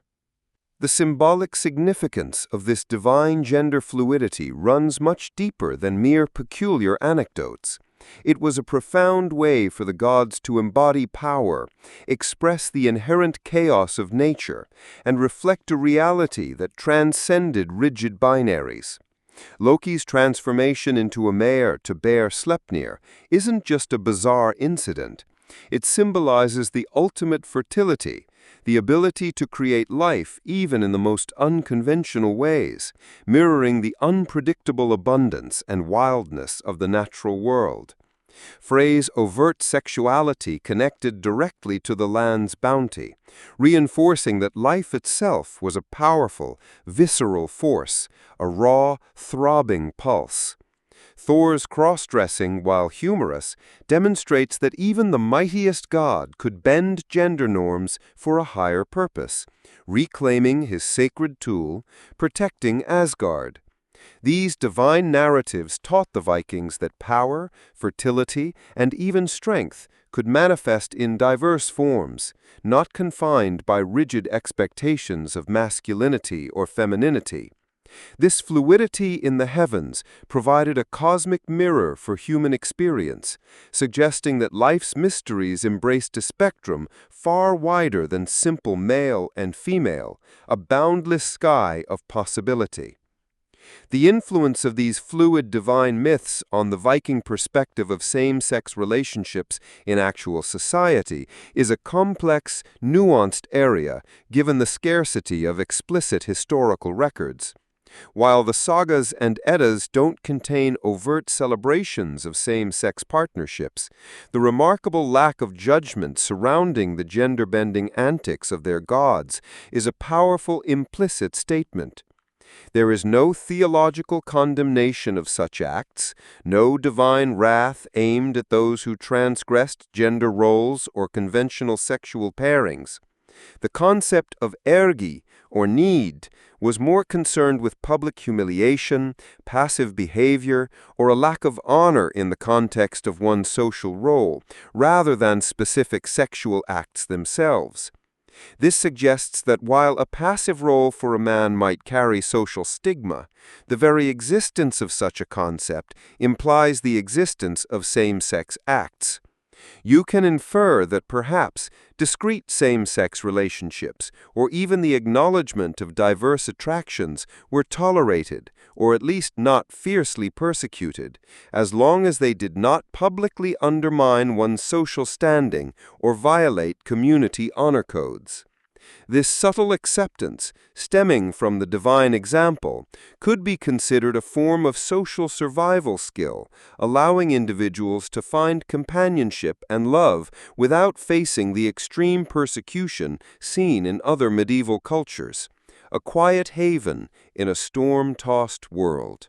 Expanding on other deities tied to love and procreation brings Freya into sharp focus, the radiant goddess of love, beauty, fertility, but also of war and death, a shimmering paradox embodied. Unlike Frey, whose fertility was overt and agricultural, Freya's domain encompassed passionate, often intense personal love. She embodied desire and allure, leading Valkyries to battle, yet wept tears of gold for her lost husband, Other. Her relationships were numerous and often complex, freely taking lovers from gods and men alike without judgment from the pantheon. She also taught the mysterious art of seidr, a form of magic, often associated with women, that involved prophecy and shaping destiny. Her multifaceted nature reinforced the Viking understanding that life, love, and death were inextricably linked, and that power came in many forms, some overtly sexual, some fiercely martial, all deserving of reverence. Her divine example further normalized the idea that strong women could be sexually assertive, spiritually powerful, and wield immense influence, a guiding star for mortal women. The seamless blending of instinct and law in the behavior of the gods, and by extension in Viking society, illustrates a culture that was far from rigidly unbending. The gods acted on impulse, on desire, on whim, often creating chaos, yet their actions were woven into the cosmic order, ultimately serving a larger purpose within the Norse myths. This duality mirrored the human experience. While Viking laws, like the Gragas, the ancient Icelandic law code, were detailed and strict in matters of property, honor, and social contracts, they allowed considerable latitude in personal conduct, especially within the bounds of discretion. The community might disapprove of public boasts, but private passions were largely left unjudged. This ability to reconcile innate human desires with the necessary framework of societal rules demonstrates a profound pragmatism, a willingness to accept the inherent messiness of life rather than impose impossible standards. It was a balance that recognized the strength of human nature, adapting laws to fit reality rather than attempting to force reality into an unnatural mold, a resilient reed bending with the wind, not breaking. You realize that, for the Vikings, the divine was not a distant, austere entity dictating rigid morality, but a vibrant, relatable reflection of their own complex lives. The gods were powerful, flawed, passionate beings who navigated a world of shifting allegiances and unpredictable consequences, much like the mortals who worshipped them. Their sexual and gender fluidity was not a sign of moral failing, but an affirmation of their multifaceted power and the inherent vitality of the cosmos. This worldview, a wide-open window to the soul of their society, explains why Viking women enjoyed freedoms unheard of elsewhere in medieval Europe, and why their approach to love, marriage, and even divorce was so strikingly different. The lack of an overwhelming, punitive, patriarchal religious structure, such as that of the nascent Christian Church, meant that personal relationships could evolve without constant fear of divine retribution. You huddle closer to the crackling campfire, the wind mournful banshee howling through the gnarled, barren trees, and you feel the icy tendrils of primal fear when honor, a precious, fragile flame, is threatened. For a Viking man, the absolute worst insult, a poisoned dagger to the soul, was not to be branded a thief or a liar. It was to be called argi, a word so utterly devastating, so heavy with contempt, that men would willingly, eagerly leap into a duel to the death, their very lives on the line, just to cleanse its stain. The air, thick with the scent of wood smoke and unspoken anxieties, now presses down on you, a suffocating blanket of dread. You understand that being labeled argy meant you were perceived as passive, submissive, or, in some profound way, had failed to uphold your masculine duties, particularly within intimate relations. You can feel the crushing weight of that single word, a granite boulder pressing down on your chest. This was not about sexual orientation. It was fiercely about dominance, about social posture. A Viking man's masculinity was not defined by whom he shared his bed with, but how he demonstrably behaved, how he carried himself in the public eye. If you were perceived as yielding, you weren't merely ridiculed. Your entire reputation could collapse faster than a long ship built by clumsy hands, a ruin of ambition and respect. You've heard the hushed, conspiratorial whispers from the sagas, tales of men so accused who immediately issued challenges to protect their sacred honor. Clearly, nothing screams, "I am unequivocally dominant," more eloquently than meeting your accuser at dawn for a brutal, no-holds-barred duel over a rumor of inappropriate fondness, your fate hanging by a thread. You'll observe that at the very heart of this perilous issue lay need, a particularly vicious form of public shaming or defamation. If you publicly called someone argi or rager, both terms implying an unmanliness in a way no self-respecting man ever wished to hear, it constituted legitimate grounds for immediate combat, and not simply a war of words. We are speaking of legal combat, sanctioned by the community, sometimes fought grimly to the bitter end. You can feel the suffocating tension in the air, as thick and unyielding as a dense morning fog. Before you hastily assume the Vikings were simply wild without cause, remember that reputation was truly everything, the very air they breathed. These were small, tightly knit communities where every action and every perceived weakness echoed through the halls. If someone accused you of being weak, cowardly, or the ultimate insult, passive in love, it wasn't merely a personal affront. It was nothing less than social death, a slow, agonizing obliteration of your public self, capable of utterly destroying your career and any future prospects.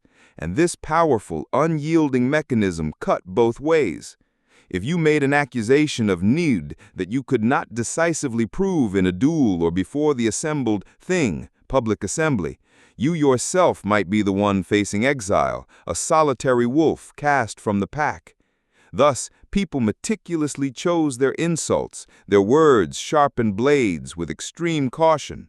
And when they failed to do so, then someone was almost certainly going to bleed by a windswept fjord, a crimson stain upon the earth. It's fascinating to note that these disputes weren't always rooted in what truly transpired in someone's private life. More often than not, they were intensely about perception.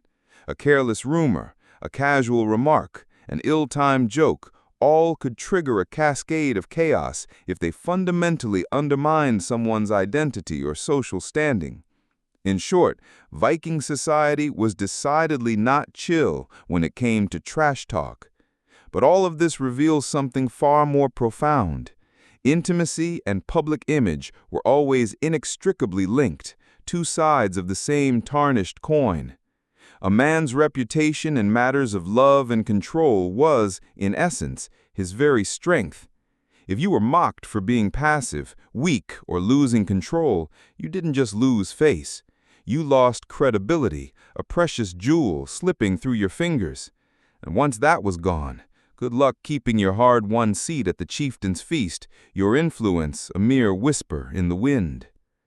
The accusation of argy cast a shadow far beyond the bedchamber.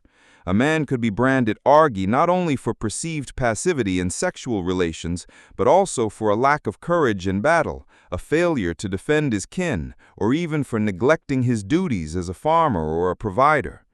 For instance, a warrior who fled from a fight, or a farmer whose fields lay fallow due to his perceived laziness could be subjected to this scathing insult, a brand of shame burned deep into his name.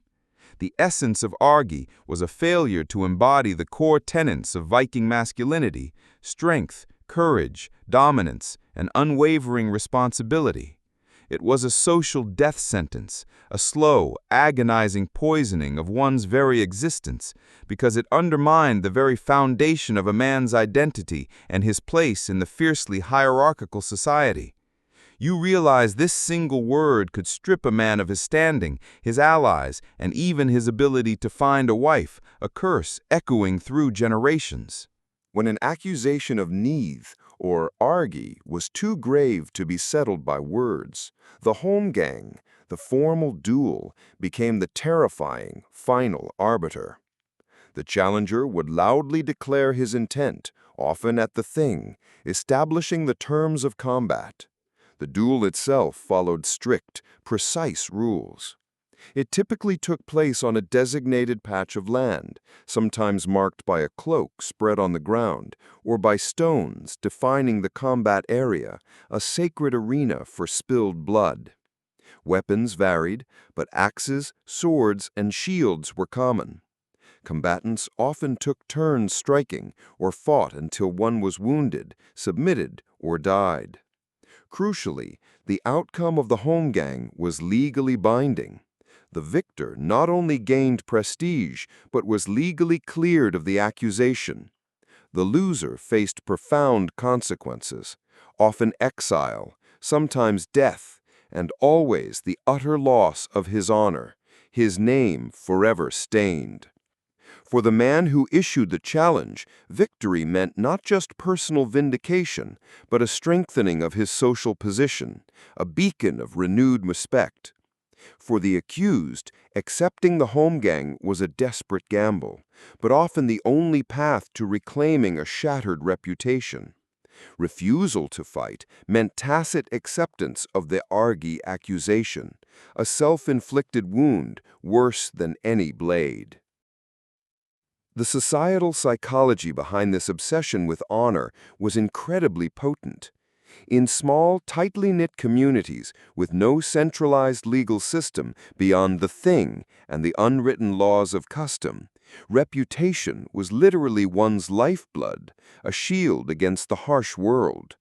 A man's word, his courage, his perceived strength determined his ability to forge alliances, secure trade, attract a wife, and defend his family.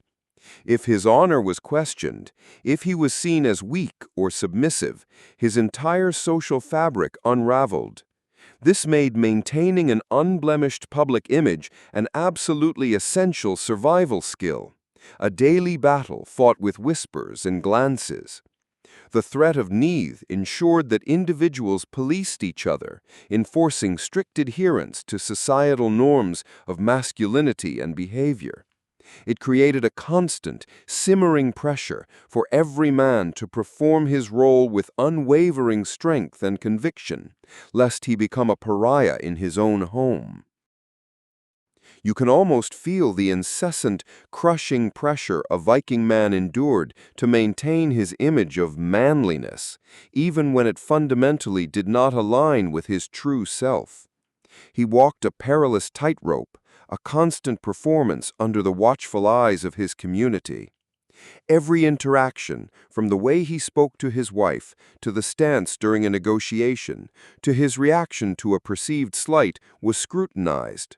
A moment of hesitation, a flash of doubt, could be seized upon by rivals and twisted into an accusation of weakness.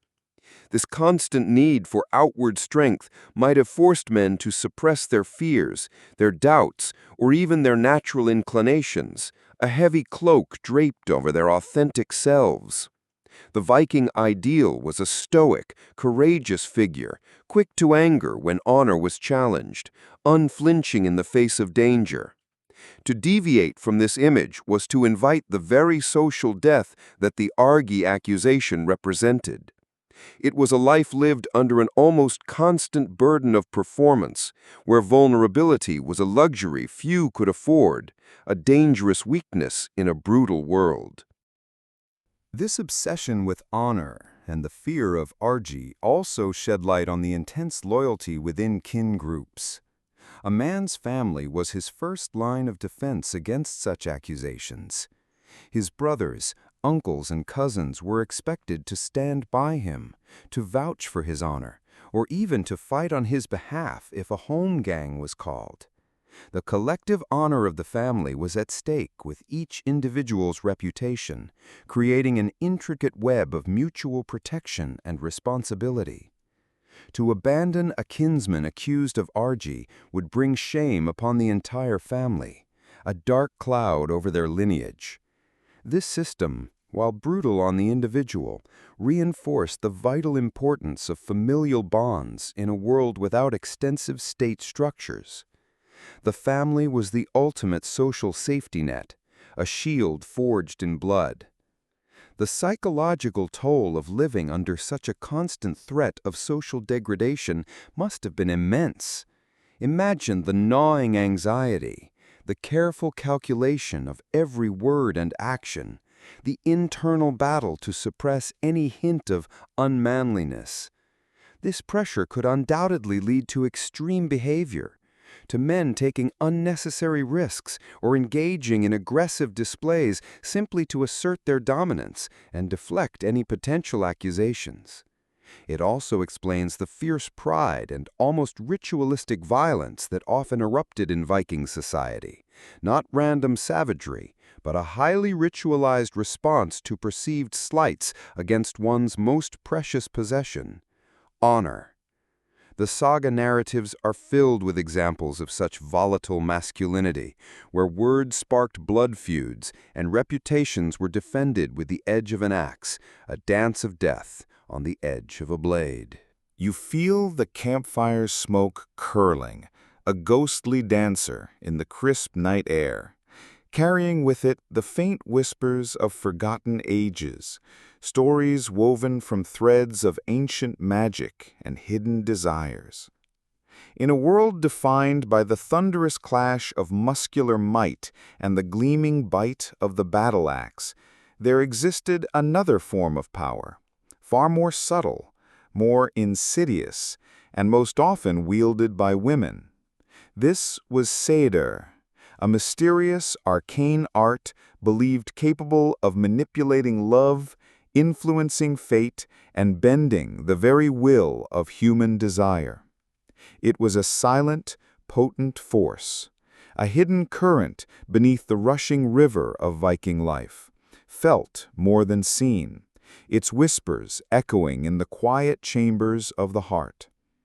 You understand that Seder was a versatile, multifaceted practice, utilized for a remarkable array of purposes, foretelling the inscrutable future, casting potent curses upon deserving enemies, influencing the fickle weather, and crucially, manipulating the intricate threads of love and desire.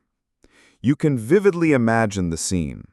If your affections were unrequited, a timely, expertly woven spell, perhaps uttered beneath the cold gaze of the moon, could suddenly make the object of your yearning find you undeniably desirable, as if a miraculous gust of wind had unexpectedly swept through their very soul. Coincidence? Never. But here's the truly fascinating revelation. Seder was overwhelmingly considered a woman's art, a secret language spoken by the daughters of the North. Women openly practiced it, often revered as powerful seeresses or wise shamans. Men, however, dared not tread this path. A man who even dabbled in Seder risked being branded unmanly, his reputation a fragile glass shattered by a whisper. This wasn't due to the magic itself, but because he was perceived as engaging in women's work, an unacceptable breach of rigid Viking notions of masculinity. You've heard the hushed, conspiratorial whispers that even Odin, the revered All-Father of the Norse pantheon, faced stinging criticism for his use of Seder. His enemies would essentially sneer, "Oh, splendid sorcery, quite mystical, but you are also shaming us, old man, with your womanly ways." Odin, surprisingly, remained unfazed. When you possess only one eye and a pair of ravens as your faithful companions, public opinion tends to lose its sharpest sting, a dull blade against an ancient god.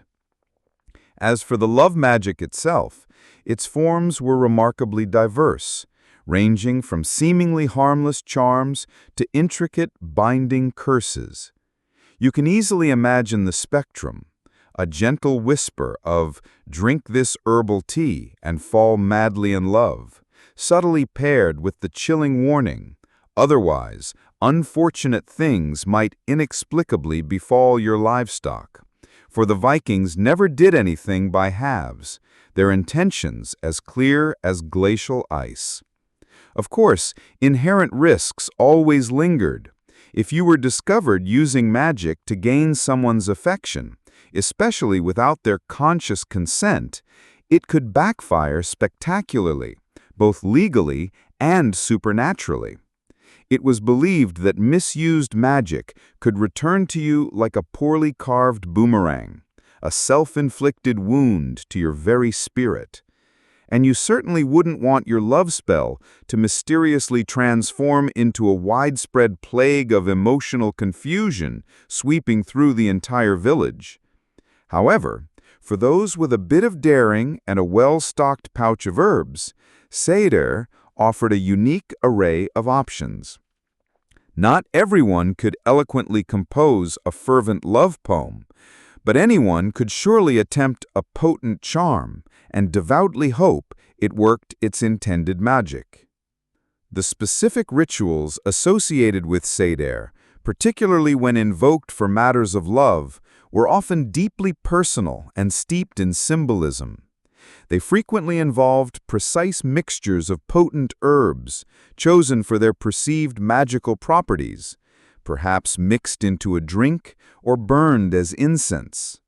Personal effects, like a strand of hair, a piece of clothing, or even a drop of blood from the target, were common components, believed to create a powerful sympathetic link, a fragile thread connecting souls. Chants or incantations, often delivered in a trance-like state, would accompany these preparations, their rhythm echoing ancient knowledge, their words a whispered prayer to unseen forces.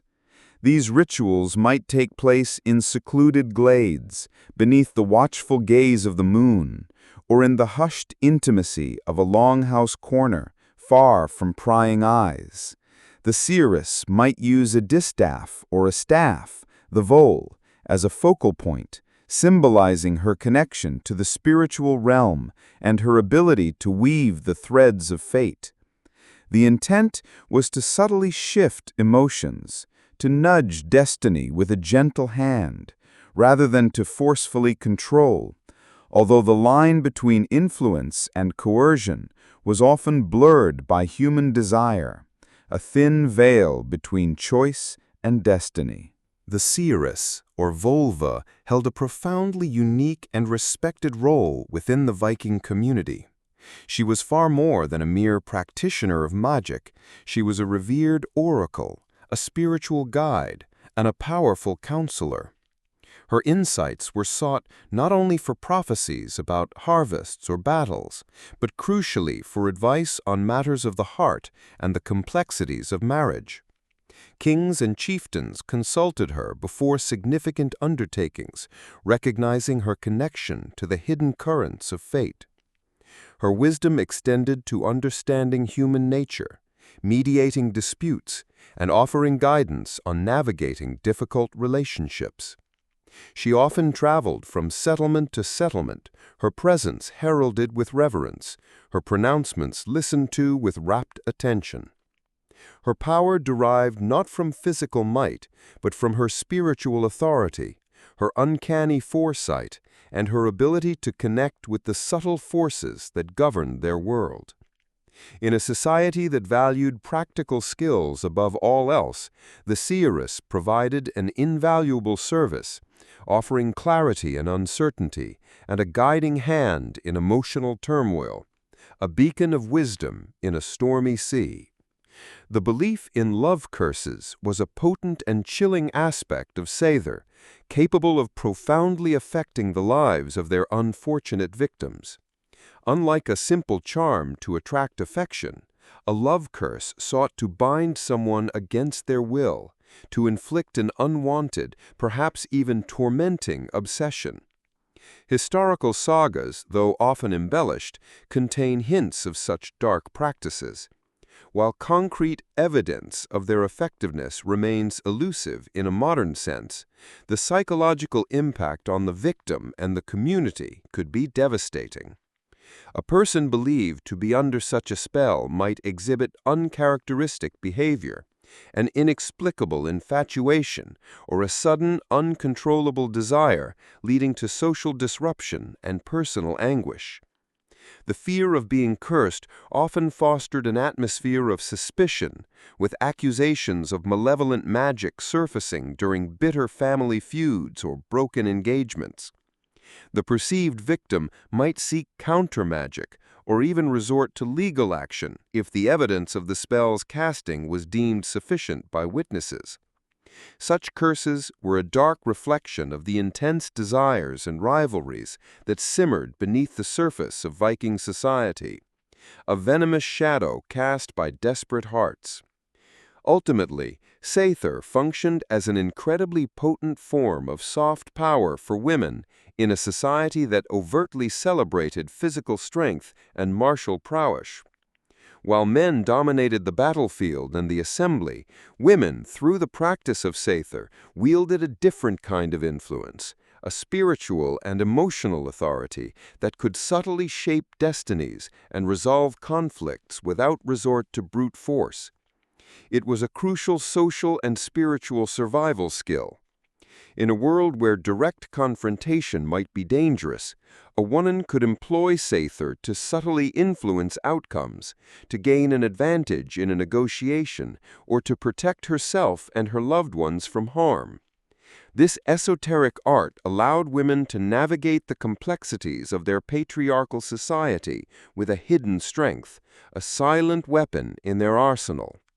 It provided a counterbalance to male dominance, offering women a recognized and respected avenue for agency and power, even if it often remained shrouded in mystery and superstition. It underscored the Viking belief that power was multifaceted, found not just in the swing of an axe, but in the whisper of a charm, a testament to the unseen forces that shaped their world. The acceptance of Seithr as a legitimate, albeit sometimes dangerous practice, also highlights the Viking world's broader acceptance of the irrational and the unseen. Unlike the rigid dogma of other medieval cultures, the Norse worldview embraced the magical, the unpredictable, and the inherent interconnectedness of the human, natural, and divine realms. Their practicality was not merely about farming and fighting. It extended to harnessing all available forces, seen and unseen, to navigate the brutal realities of their existence.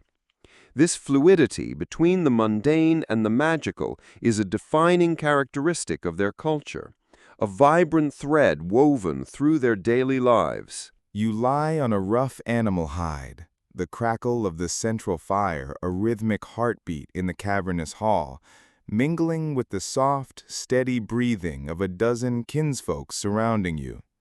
In the vast, open belly of a Viking longhouse, the very concept of privacy felt like a foreign word, a whispered secret that had yet to even make landfall on the rugged shores of Scandinavia.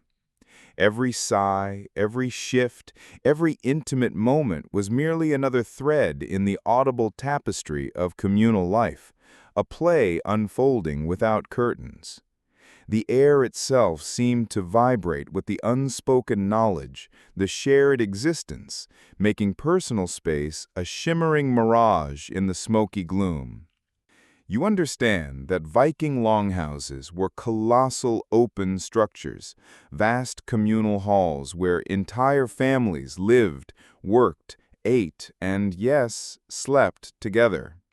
This wasn't some peculiar experimental commune, but a brutal, pragmatic reality. We're trying desperately not to freeze to death logic. The entire extended clan, parents, grandparents, children, bond servants, and occasionally even a goat or two, their bleating a rustic lullaby, shared the very same expansive space. Walls? Optional, a fleeting dream.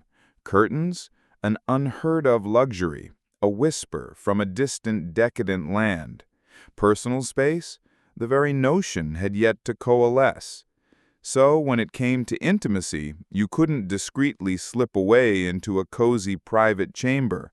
You simply had to roll closer to the central hearth, pull your fur blanket up to your chin, and valiantly try to ignore the booming foghorn-like snores of Uncle Ulf just a few short paces away. Romantic? Hardly. A faded flower in a harsh landscape. Efficient? Absolutely. This profound lack of privacy did not deter anyone. Viking culture, surprisingly, remained utterly unbothered by the gritty realities of communal living. People simply accepted that intimacy would occur, sometimes within earshot, sometimes while someone was stirring the evening stew. You can vividly picture the scene where children were regularly conceived within the bustling, crowded longhouses, and everyone seemed to have developed a collective skill best described as strategic pretending, a masterful dance of deliberate ignorance. You didn't acknowledge what was happening, you offered no commentary, and you absolutely, under no circumstances, made eye contact. You simply stared intently into the flickering flames and pondered the delicious merits of salted cod, your mind a fortress of deliberate distraction. Now, if you truly yearned for some semblance of privacy, you still possessed a few limited options. Wealthier families might hang richly embroidered tapestries or erect temporary wooden partitions, the Viking equivalent of a fragile "do not disturb" sign.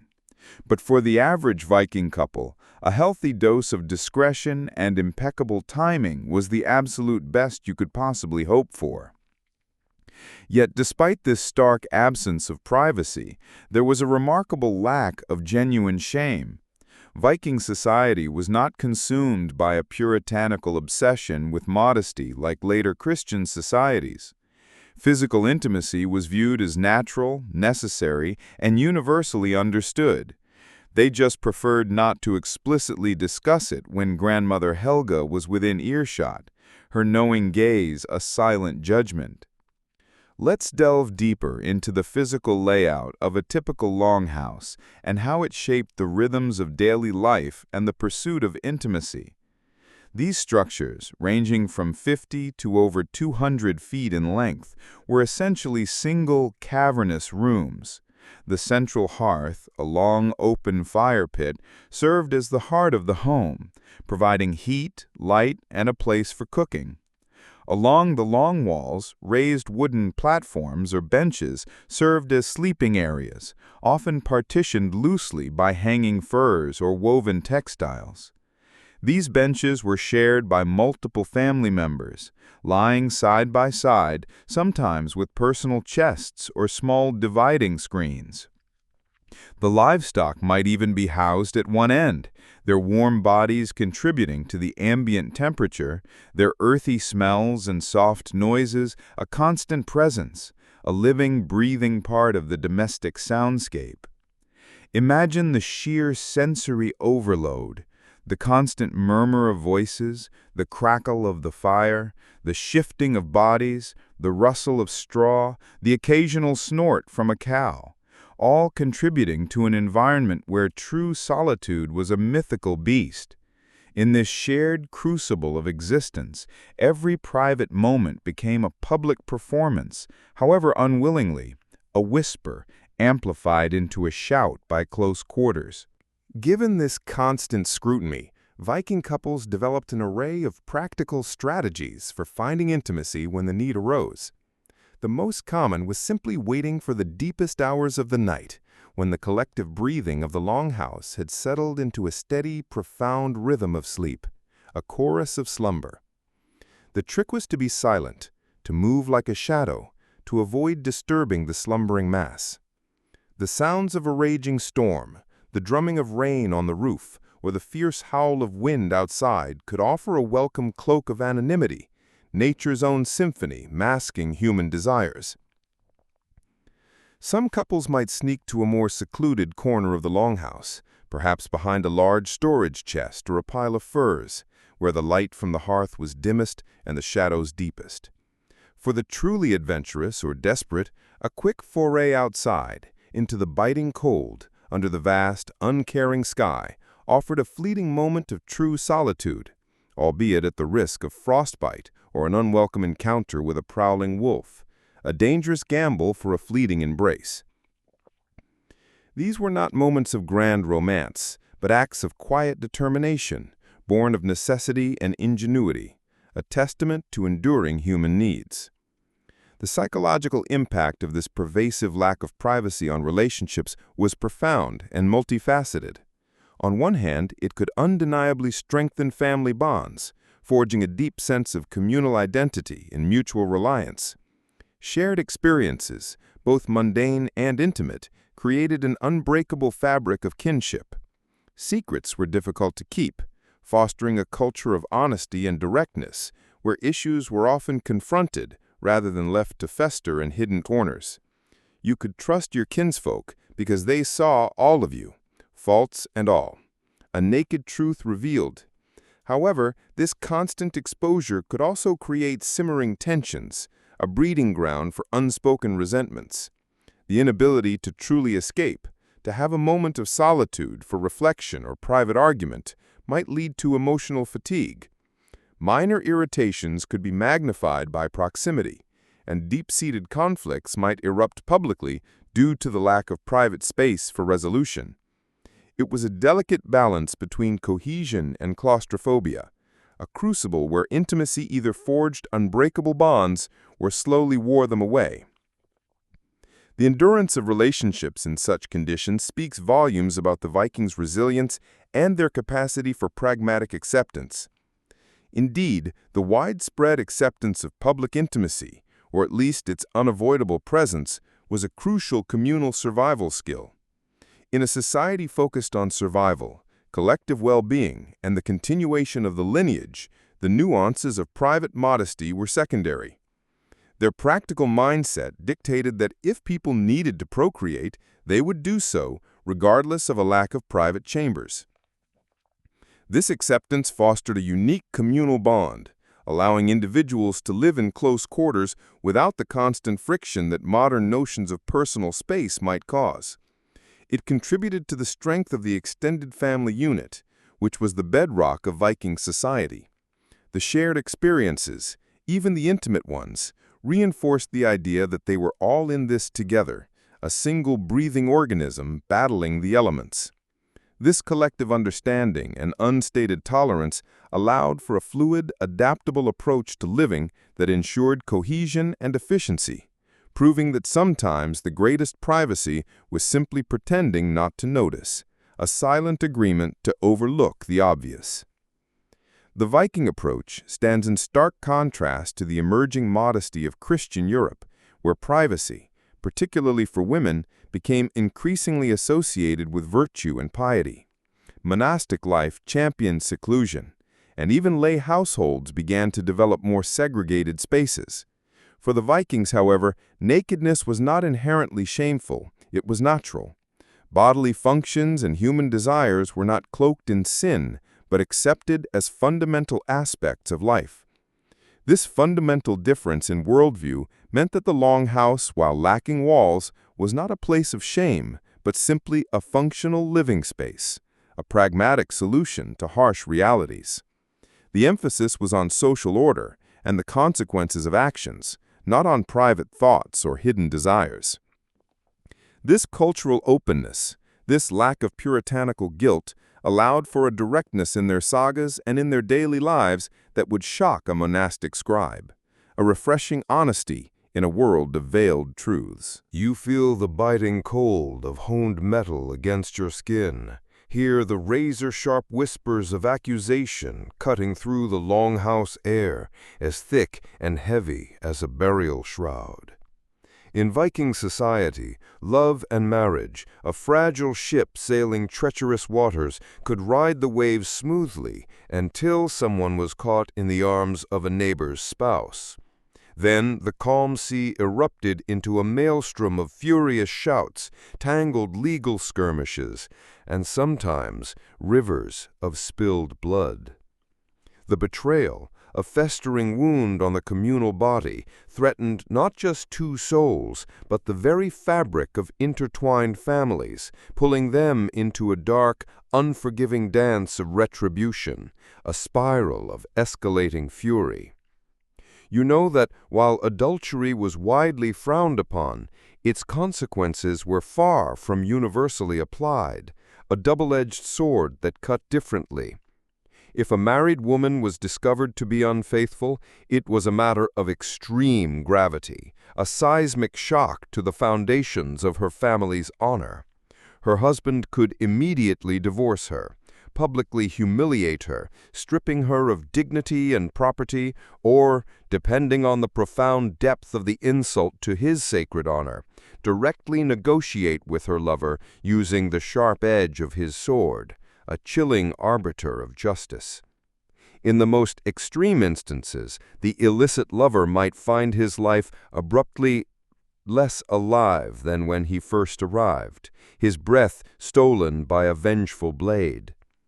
Conversely, if a married man proved unfaithful to his wife, the outcome was more nuanced, a shifting tide of consequence. Sleeping with an unmarried woman was often not considered a significant scandal, merely a casual diversion. However, if the woman in question was already wed, then a perilous line had been irrevocably crossed, particularly if her husband possessed a fiery temperament or boasted a formidable cadre of strong, loyal brothers. You can feel the suffocating tension in the air, as dense and foreboding as the mist cloaking a hidden fjord. And here's where the drama truly ignites. If a wife discovered her husband's infidelity, she possessed the remarkable agency to initiate legal proceedings and seek a divorce. Viking women were not powerless victims. They had genuine options, a lifeline thrown in a stormy sea. Indeed, a secret long buried beneath the sands of time reveals sagas replete with tales of wives who, with calm, unwavering resolve, gathered their belongings, declared their marriage formally ended before witnesses, and simply walked away, sometimes taking the family farm, their children, and even the entire goat herd with them, their independence a defiant banner in the wind. You'll find that the Norse legal system didn't rely solely on whispered accusations. If you publicly declared someone an adulterer, you had to decisively prove it. This often involved catching the offenders in flagrante delicto, red-handed, a damning tableau, or diligently gathering credible witnesses, which, you can well imagine, would create the most excruciatingly awkward family dinners imaginable, a feast of unspoken accusations. And while physical retribution wasn't always legally sanctioned, let's just say Viking culture's deeply ingrained spirit of vengeance rarely required a formal permit. If someone publicly dishonored your family, responding with a mysteriously shattered door, a suspiciously burnt barn, or a highly questionable hunting accident was not considered shocking, merely a proportional response in the grim calculus of honor. Yet, despite these dire risks, people still indulged in affairs. Humanity, it seems, is remarkably consistent in its chaotic desires. Ultimately, Viking adultery law was less about abstract morality and more fundamentally about honor and property. Who was shamed, who was stabbed, and who ultimately gained control of the livestock afterwards. Those were the crucial, tangible stakes. So adultery didn't come with a scarlet letter. It arrived with legal suits, brutal duels, and occasionally a very messy custody battle over goats, a battle waged for beasts and dignity. When a wife initiated a divorce due to her husband's infidelity, Viking law surprisingly offered her significant protections and rights. Unlike many other medieval systems, where women were often dispossessed upon divorce, a Viking wife could often reclaim her entire dowry, heimafer, which might include land, livestock, precious goods, and even bondservants. This was her financial independence, a vital anchor in a stormy sea. Furthermore, she typically retained custody of younger children, especially daughters, ensuring they remained under her influence. The husband was still legally obligated to provide for these children, regardless of the divorce. This legal framework empowered women, giving them a tangible recourse against a cheating husband and a means to rebuild their lives. It was not a gesture of moral judgment, but a pragmatic recognition of property rights and the family's continuity, a shield against destitution. A wife who exercised this right was not necessarily shamed. She was seen as asserting her legal standing and protecting her family's assets, a fierce guardian of her own destiny. This stood in stark contrast to many contemporary European societies where a divorced woman, particularly one whose husband was the transgressor, might find herself penniless and socially ostracized. The differential treatment of male and female honor when facing infidelity starkly reflects the inherent, though often unstated, gender inequality within Viking society. A woman's unfaithfulness was a direct assault on her husband's honor and property rights, as it risked introducing non-kin into the lineage, diluting his bloodline, and questioning his control over his household. This was an affront of the highest order, demanding swift and often violent reprisal. Her transgression could bring death upon her husband, shaming him publicly. A man's infidelity, conversely, did not threaten his lineage in the same way, as his children with an outside woman were still his own, even if illegitimate. While his wife might divorce him, his public honor, unless the liaison was with a married woman and challenged by her kin, often remained largely intact. His transgression was viewed more as a personal marital issue than a broad societal threat. This double standard highlights that while Viking women possessed surprising freedoms compared to their European counterparts, their honor was still inextricably tied to their sexual fidelity, while a man's honor was more broadly defined by his prowess, courage, and dominance, a harsh reality etched in stone. The relentless cycle of vengeance, ignited by acts like infidelity, was a terrifyingly pervasive aspect of Viking social structure, transforming personal slights into existential conflicts between entire kin groups. A single act of betrayal, a small stone dropped into a vast still pond, could send ripples of retribution that expanded into waves of escalating violence, sometimes lasting for generations. The initial act might be an illicit affair, but the response could involve property destruction, cattle theft, physical assault, and ultimately, murder.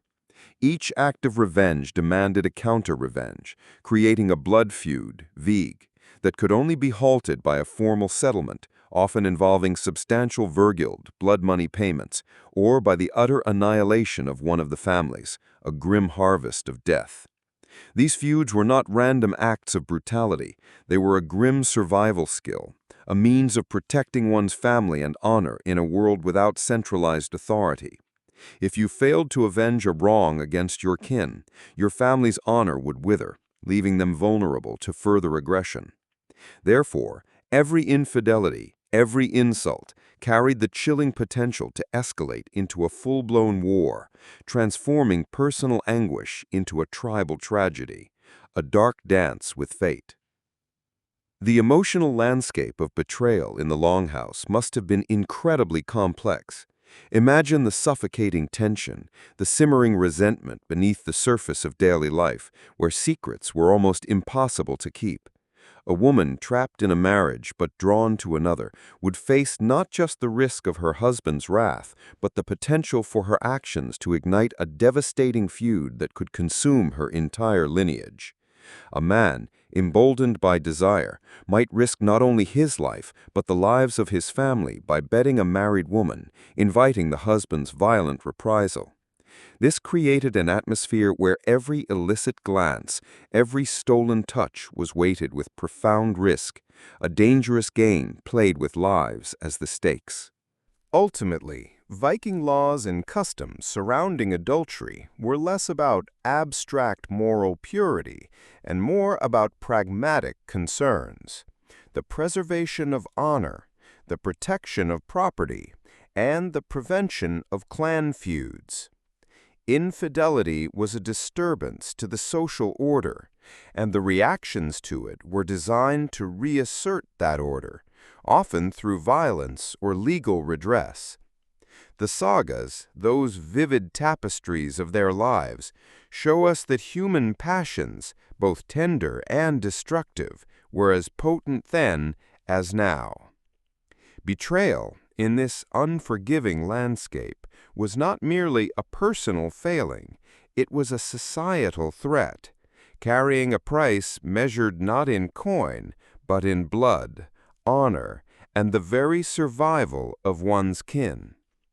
Adultery, then, did not come with a scarlet letter to brand the individual sinner. It arrived with legal summons, the clang of steel in a duel, and sometimes a bitter, protracted battle for the rights to graze the goats, a testament to their fierce practicality. This story, this unfolding journey, continues to reveal the stark, compelling realities of love, survival, and vengeance in the formidable Viking Age, proving that even the most intimate betrayals could cast the longest, darkest shadows. The next journey will explore yet another fascinating facet of their intricate lives. Thank you for journeying with us through the wild and captivating world of the Vikings.